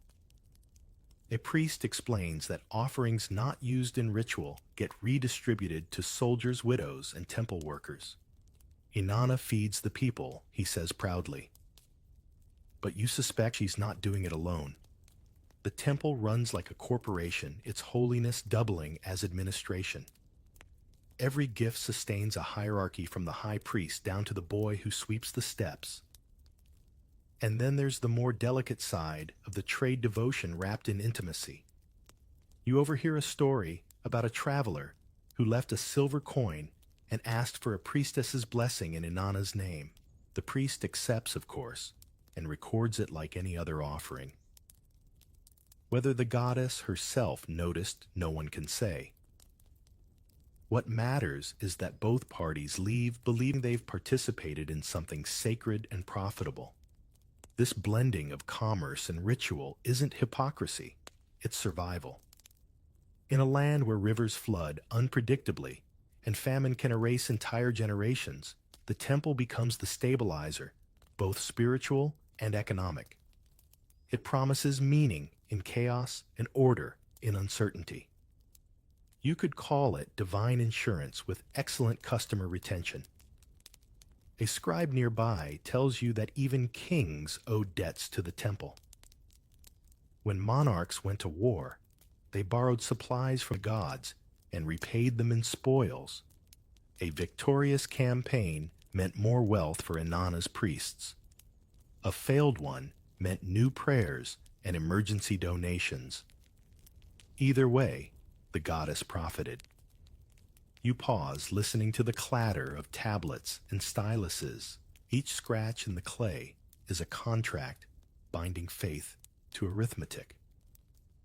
It's fascinating and a little unsettling to realize that the most sacred places on earth were also the most organized. Inanna may have symbolized chaos, but her temple ran on ledgers. As the night wind drifts in, a priest lights fresh lamps, muttering blessings. You think about how power always finds ways to sanctify itself. When something becomes too large to question, it wraps itself in holiness. Call it divine order, and suddenly it's untouchable. That's not just ancient Mesopotamia, that's human nature. The temple's accountant priests might not have used modern terms, but they understood the game. The gods gave legitimacy. The priests gave structure. The worshippers gave everything else. And in the middle stood the women, the living symbols of devotion, whose bodies and vows made the story believable. Without them, no one would buy the idea that heaven itself had an economy. You step outside again, and the night feels heavier than before. The ziggurat looms above its top, shrouded in shadow. Somewhere up there, the goddess's statue gleams by torchlight, a silent overseer of this sacred marketplace. You wonder what she would think if she could speak. Would she laugh at how humans turned faith into currency? Or would she admire the efficiency? Either way, the result is the same temples thrived, kings ruled, and the gods, real or imagined, stayed well fed. Down in the streets, you catch sight of a weary farmer clutching a clay tablet, a record of his latest offering. He looks both proud and anxious, as if salvation depends on that small piece of baked earth. And maybe in this world it does. The priests assure him that Inanna sees every sacrifice. You hope she also sees the exhaustion behind it. You sit by the ziggurat's shadow as a storyteller begins to speak, a gray-bearded man with a voice that sounds like gravel and wind. He leans close and says, "Don't believe everything you've heard about these temples." You glance at him curious. He grins, showing teeth stained by years of dates and wine. Every conqueror rewrites the gods. Every priest rewrites the sinners. He's right, of course. The idea of sacred prostitution that later filled Greek and Roman writings didn't come from the Mesopotamians themselves.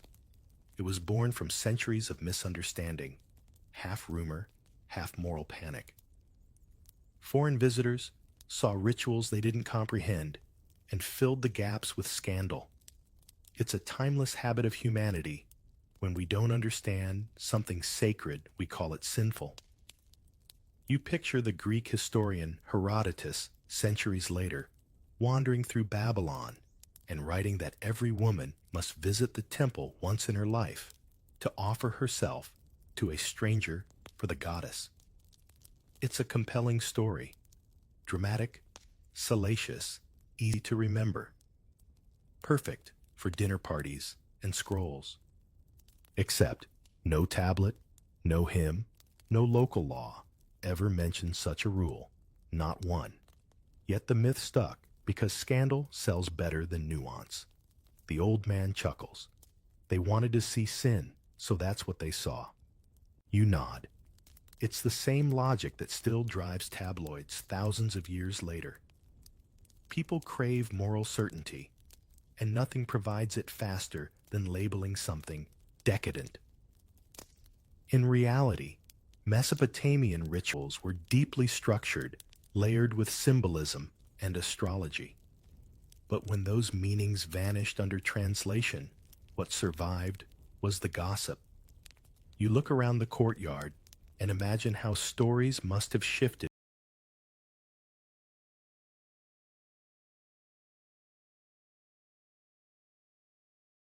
with every conquest.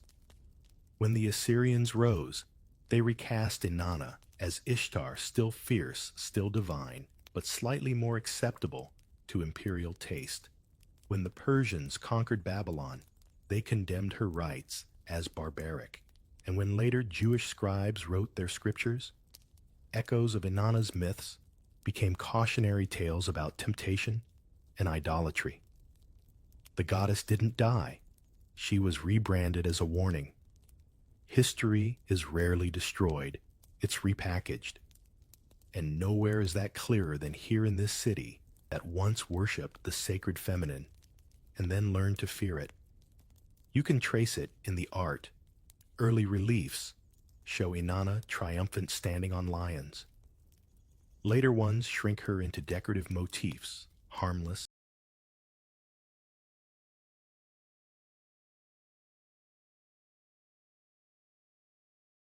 and ornamental. Power sanitized into decoration, another ancient tradition still alive today. You wander toward a row of abandoned chambers.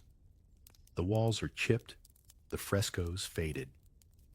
A priest once stood here reciting hymns that promised fertility and favor, but now only dust answers. You think about how easy it is to erase something sacred by simply changing the story. Call it sin instead of sanctity, and soon even memory forgets which came first. Still, there's a strange persistence to truth. Even in later centuries, hints of Inanna's legacy seeped into other religions and myths. The Canaanite Astarte, the Phoenician Ashtoreth, the Greek Aphrodite, they all carry fragments of her. The rituals changed names, the meanings twisted, but the core divine love and power embodied through the feminine refused to vanish. It hid beneath new masks waiting for rediscovery. You think of modern scholars sifting through clay tablets in museum basements, slowly realizing that much of what the world knew about Mesopotamian temple rites was fiction. Archaeologists found no evidence of brothels attached to temples, no administrative records of payment for intimacy, no legal references to forced participation. Instead, they found hymns, contracts, and poems that spoke of divine union as metaphor, the joining of heaven and earth, the renewal of the world. What was once labeled immorality now reads as cosmic poetry. But you also recognize the pain behind those misreadings. For the real women who served the temples, reputation became their afterlife. Once outsiders twisted their rituals into scandal, history sealed it that way for millennia. Imagine dedicating your life to a goddess only to be remembered as a stereotype.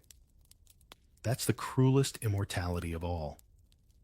The old storyteller shifts closer and asks, "Do you know what the priests of later empires feared most?"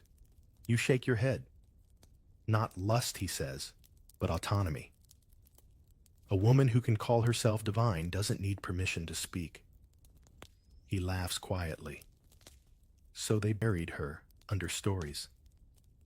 His words stay with you. You think of how myths evolve not because they're lies, but because they serve whoever tells them. When male scribes and conquerors gained control of religion, they didn't destroy Inanna, they demoted her. They stripped away her thunder, her laughter, her duality. What remained was a ghost of her former self, the fallen woman, the seductress, the cautionary tale. You look out over the ruins, where the once golden bricks are now the color of bone. Somewhere in the silence, you almost hear the echo of hymns, soft, rhythmic, defiant. Maybe they never stopped. Maybe they're waiting for anyone to listen again, without judgment. As night deepens, the storyteller rises and pats the dust from his robe. Remember this, he says, every age decides which sins are convenient. But truth waits. You watch him disappear into the darkness, leaving you with that thought. The myths, the mistranslations, the centuries of judgment, they weren't accidents. They were tools. And perhaps, just perhaps, the real dark truth isn't what happened in those temples, but what was done to their memory. What if holiness could ruin your reputation? You look toward the temple again, now, half hidden by the rising sun, and think about how strange it is how women once praised as daughters of the gods later became symbols of shame. The more you listen to the stories, the more you realize the tragedy wasn't in what they did, but in how the world decided to remember them. The priestesses of Inanna, once exalted, gradually found themselves trapped between divinity and disgrace. Society needed them for ritual, yet feared them in daily life. The same woman who might bless a king in the temple could be ignored in the marketplace. Their touch was holy one moment, unclean the next. You can almost feel the weight of contradiction pressing through time, the burden of being sacred, but not safe. A clay inscription near the temple reads, "She who walks in the house of the goddess must walk alone." Trace the grooves with your finger and feel the chill of irony. Alone, that word echoes louder than any hymn. These women were pillars of faith, yet most had no family, no inheritance, and no name carved in royal annals. Inanna was remembered. Her servants were not. You imagine one of them, a Kadishtu named Amma maybe. She wakes before dawn, her linen robe smelling faintly of myrrh. She tends the lamp's sweeps, the altar recites verses that promise cosmic renewal. She does everything perfectly, but when she steps outside, people lower their gaze. She's too close to the divine, too tainted by it. The paradox would drive anyone mad. The priests might preach that serving the goddess brings immortality, but it's a selective kind of immortality. Kings have statues, soldiers have songs. The women who kept the divine balance alive, they fade into administrative tablets and misread legends. It's almost comical. The civilization that invented writing forgot to write down its women properly. You pass a group of men debating near the courtyard.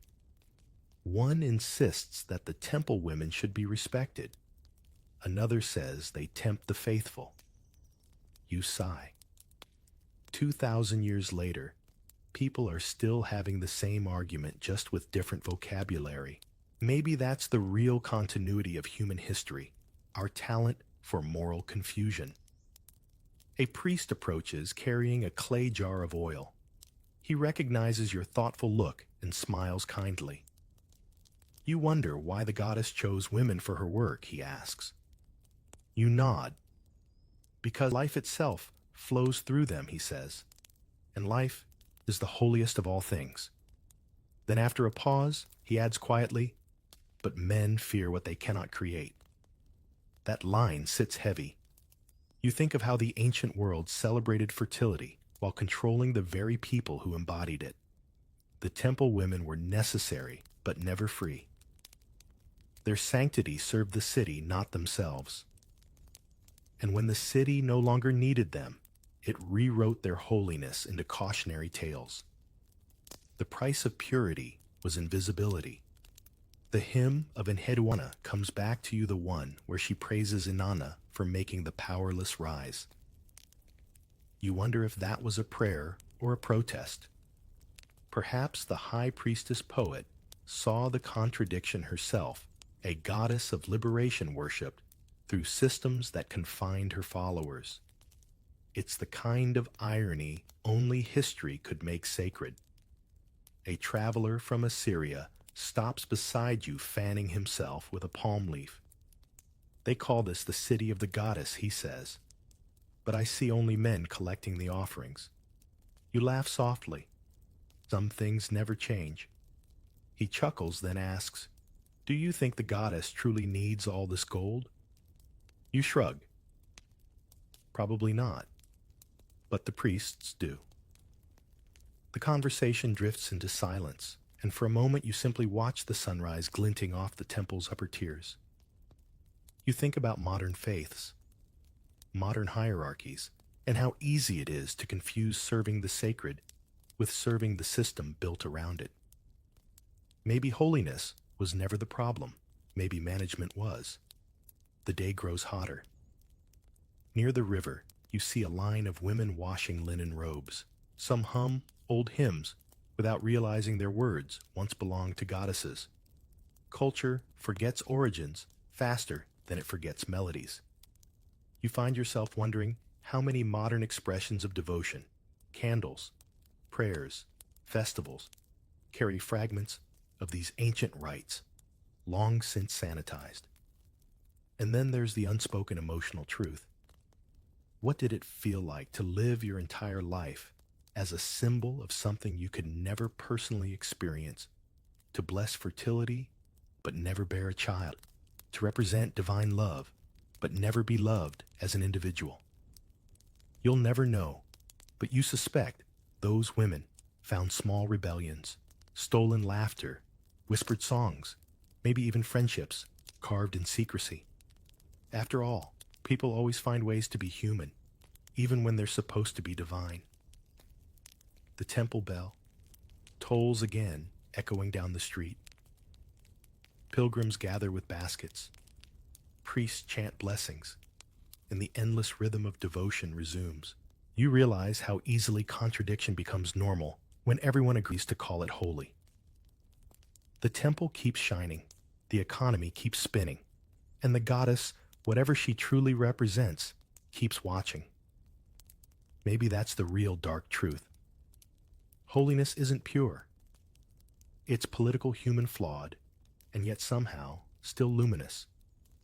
The temple women might have lived under impossible expectations, but in their songs and rituals, they preserved something that even empires couldn't kill. The idea that creation itself is sacred, and that life in all its messy contradictions deserves to be honored. As the sun climbs higher, the ziggurat casts a long shadow across the marketplace.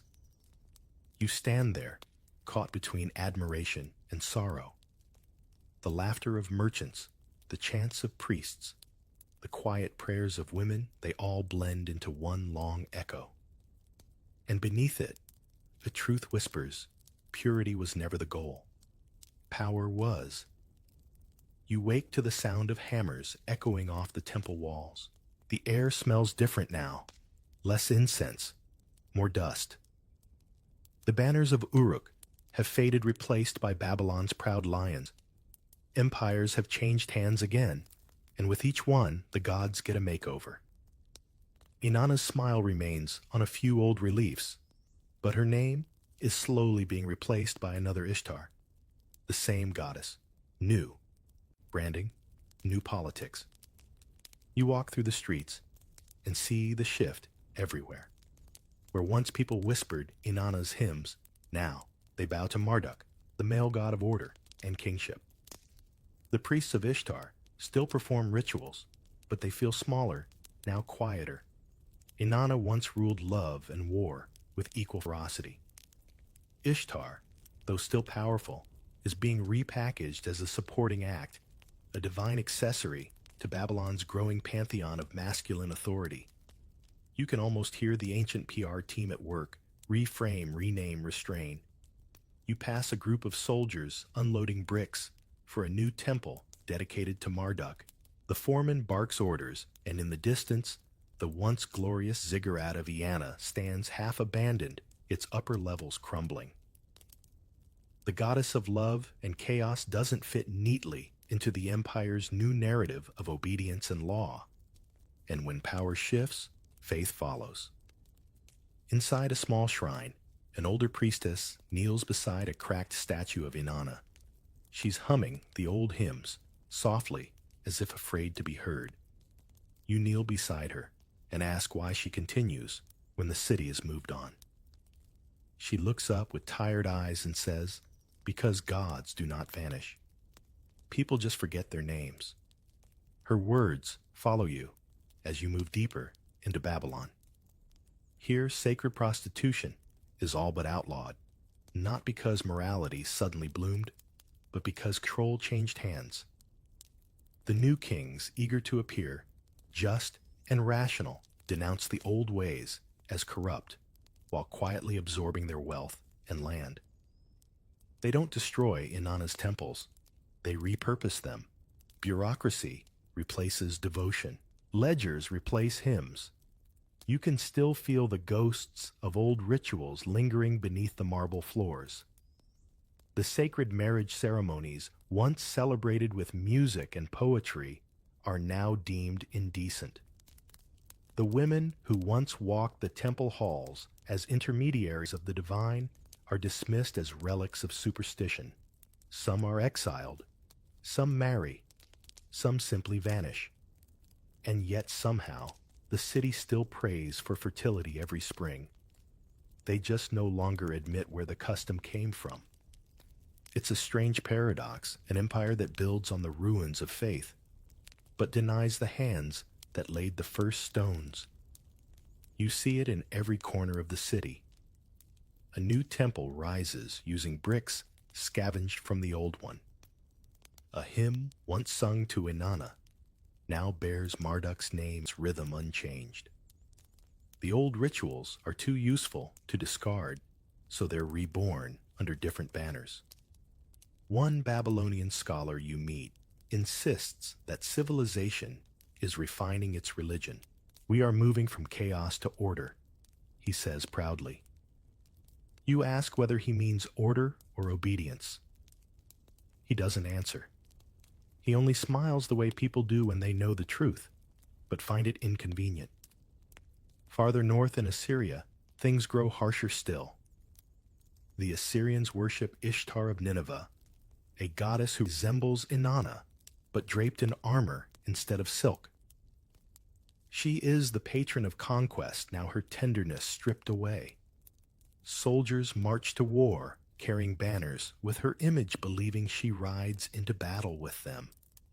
You can almost hear her laughing bitterly, once the goddess of love, now the goddess of siege engines. Yet even in this militarized version, traces of her old self survive. Assyrian kings invoke her blessing, not only in battle, but also in fertility rites and coronations. They can't escape her dual nature.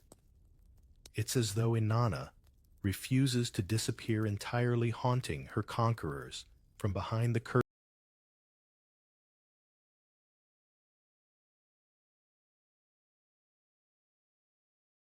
curtains of their own rituals.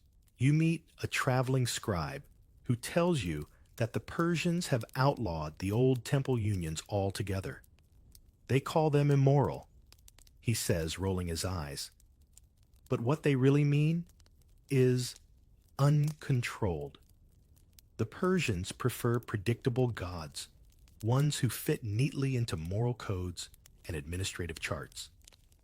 Inanna's brand of wild divinity doesn't suit empire management, so she is replaced again, this time by new figures with more rules and fewer songs. And yet, in hidden corners, her worship persists.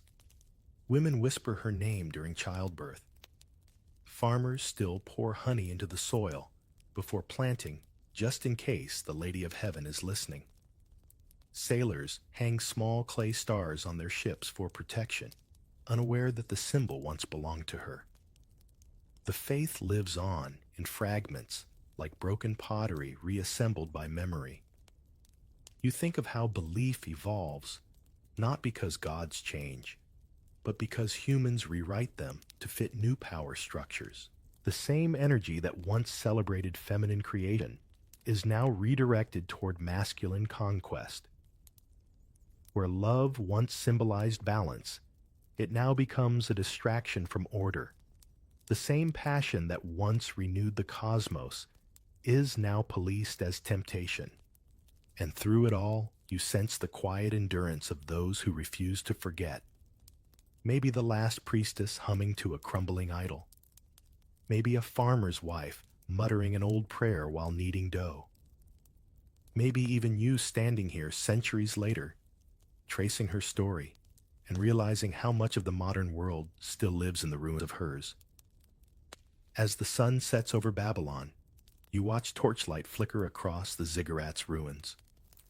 The silhouette looks almost human, strong, graceful, defiant.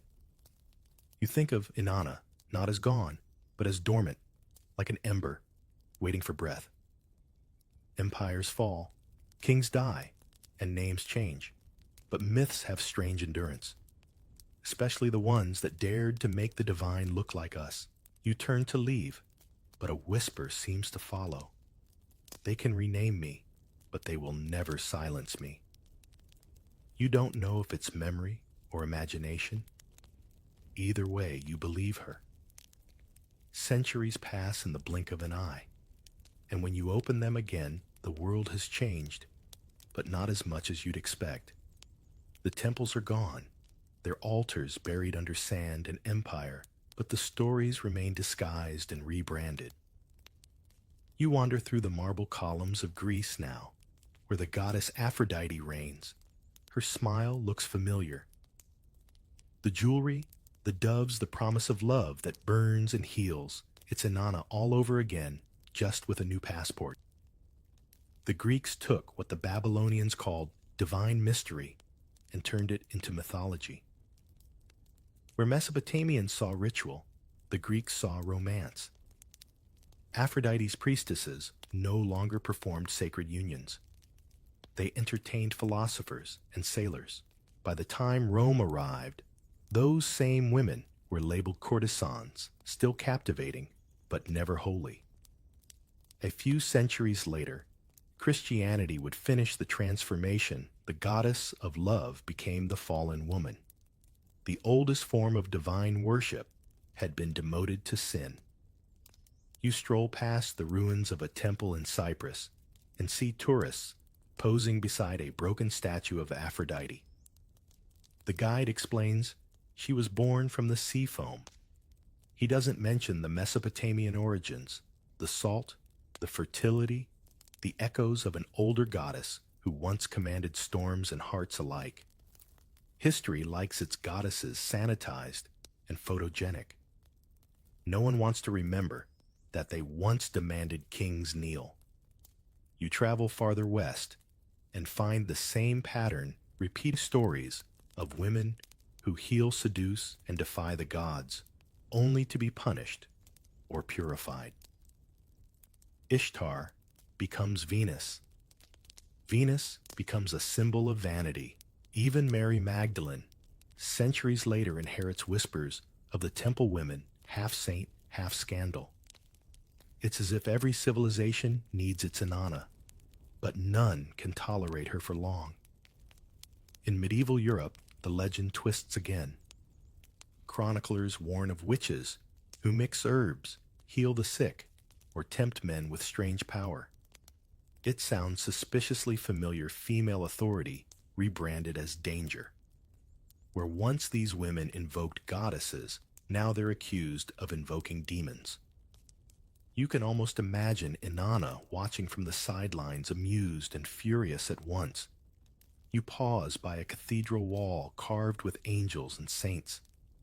The symmetry is beautiful, but there's something eerie in how clean it all feels.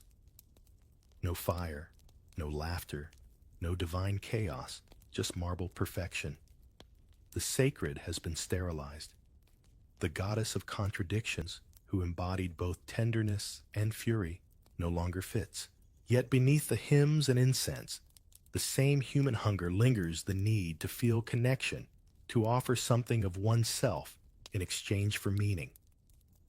The temples are gone, but the psychology remains intact. You start noticing her echoes everywhere.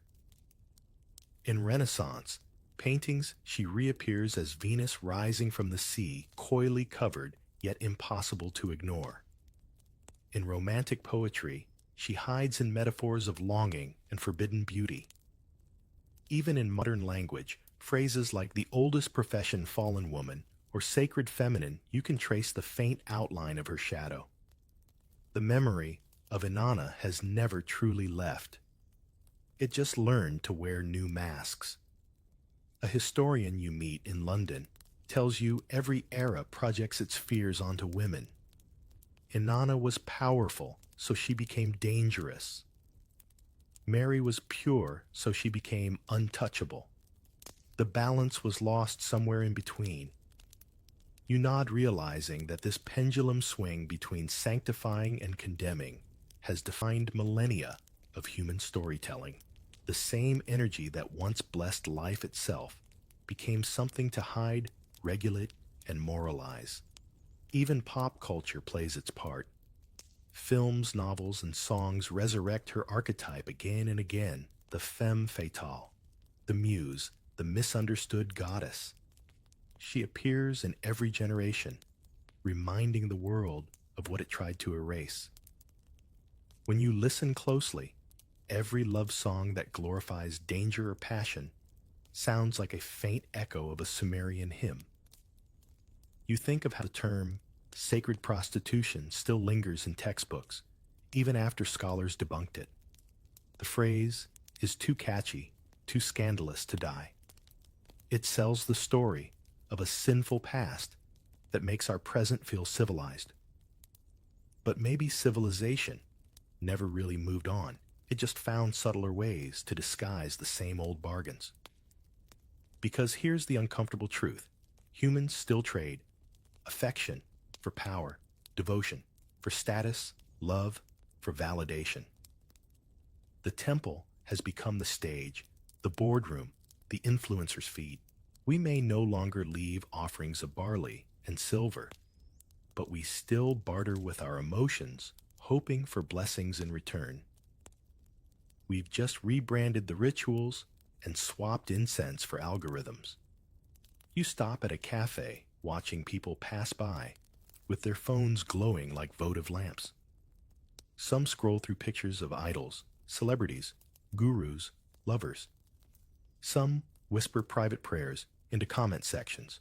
You almost laugh. The gods are digital now, but the worship looks remarkably familiar. Inanna would have thrived here. And then it hits you. The true legacy of those ancient rites isn't scandal or shame. It's endurance. Through all the empires, rewrites, and condemnations, the core belief survived.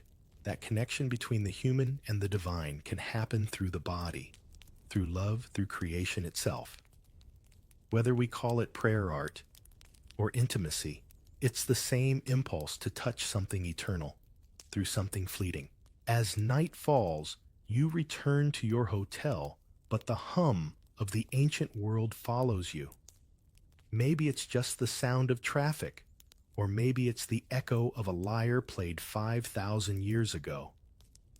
You think of those temple women, half forgotten yet immortal in myth, and you can't help but wonder if the line between sacred and profane has always been blurry. Were they ever truly lost? Or are we still walking in their footsteps without realizing it? What if the ruins could still whisper? And what if what they whispered wasn't sin, but survival? You stand again at the foot of the ziggurat, the same stones that saw 1,000 candles burn for Inanna. The air feels different now, quieter, thinner, as if the centuries themselves have exhaled. The wind moves through broken columns, and for a moment you almost think you hear voices, not ghosts, but memories retelling their side of history at last. You climb the worn steps, each one chipped by time and empire. Below Uruk stretches in silence, its streets, now nothing but sand veins between ancient bones. You pause near the top, where once the goddess's shrine stood, a place where kings and farmers alike came seeking favor, where rituals were woven into the rhythm of the stars. The temple is gone, but the idea remains: humans offering something precious to something higher, hoping it will make sense of their chaos. You think back to everything you've seen: the chants, the gold, the women whose names didn't survive the myths that were rewritten by men who couldn't handle them. It all leads here to the single truth. What Mesopotamians called sacred prostitution wasn't about lust or shame. It was about exchange, not of bodies, but of belief. Every offering, every ritual, every whispered prayer was part of a bargain, humans trying to negotiate with the universe for safety, meaning, and hope. You touch the cracked brick still faintly warm from the sun. Once this was a cosmic meeting point. The union of heaven and earth wasn't a metaphor. It was a management system for existence. People believed that by performing Inanna's rituals, they could keep the world turning, ensure crops, births, peace. It's easy to mock that now. But then again, what are our economies, our laws, our elections, if not the same desperate attempts to make chaos predictable? Maybe we never stopped building temples. We just gave them better lighting. The wind picks up dust, and for a heartbeat, you can almost see them, the Kadishtu, lighting lamps, the Nadtu, copying hymns, the high priestess, reciting poetry, older than most languages still spoken today. Their world may have vanished, but their purpose hasn't. They stood at the crossroads of power and vulnerability, faith and transaction, beauty and fear. And that crossroads still exists inside every human who's ever prayed for something they couldn't control. A modern archaeologist once joked, "The Mesopotamians invented everything except humility." You smile, but you know that's not entirely true. Their version of humility was cosmic.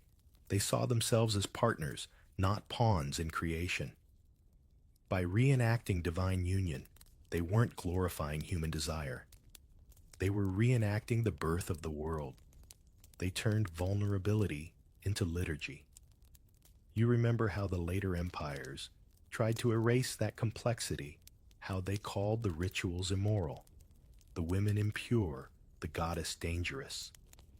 But here's the irony. The same societies that condemned Inanna's temples still built their own systems of control, still found ways to trade purity for power. The vocabulary changed, not the structure. A question lingers in your mind. What if holiness was never about being good, but about being honest? About acknowledging the messy, hungry, imperfect parts of life, and daring to call them sacred? The Mesopotamians did that in their own way. They didn't hide desire behind sermons or purity behind walls. They offered it to the gods face up, like clay, waiting to be shaped. You sit at the summit, where the temple once kissed the sky. The horizon glows red and gold, the same colors that once painted Inanna's altars.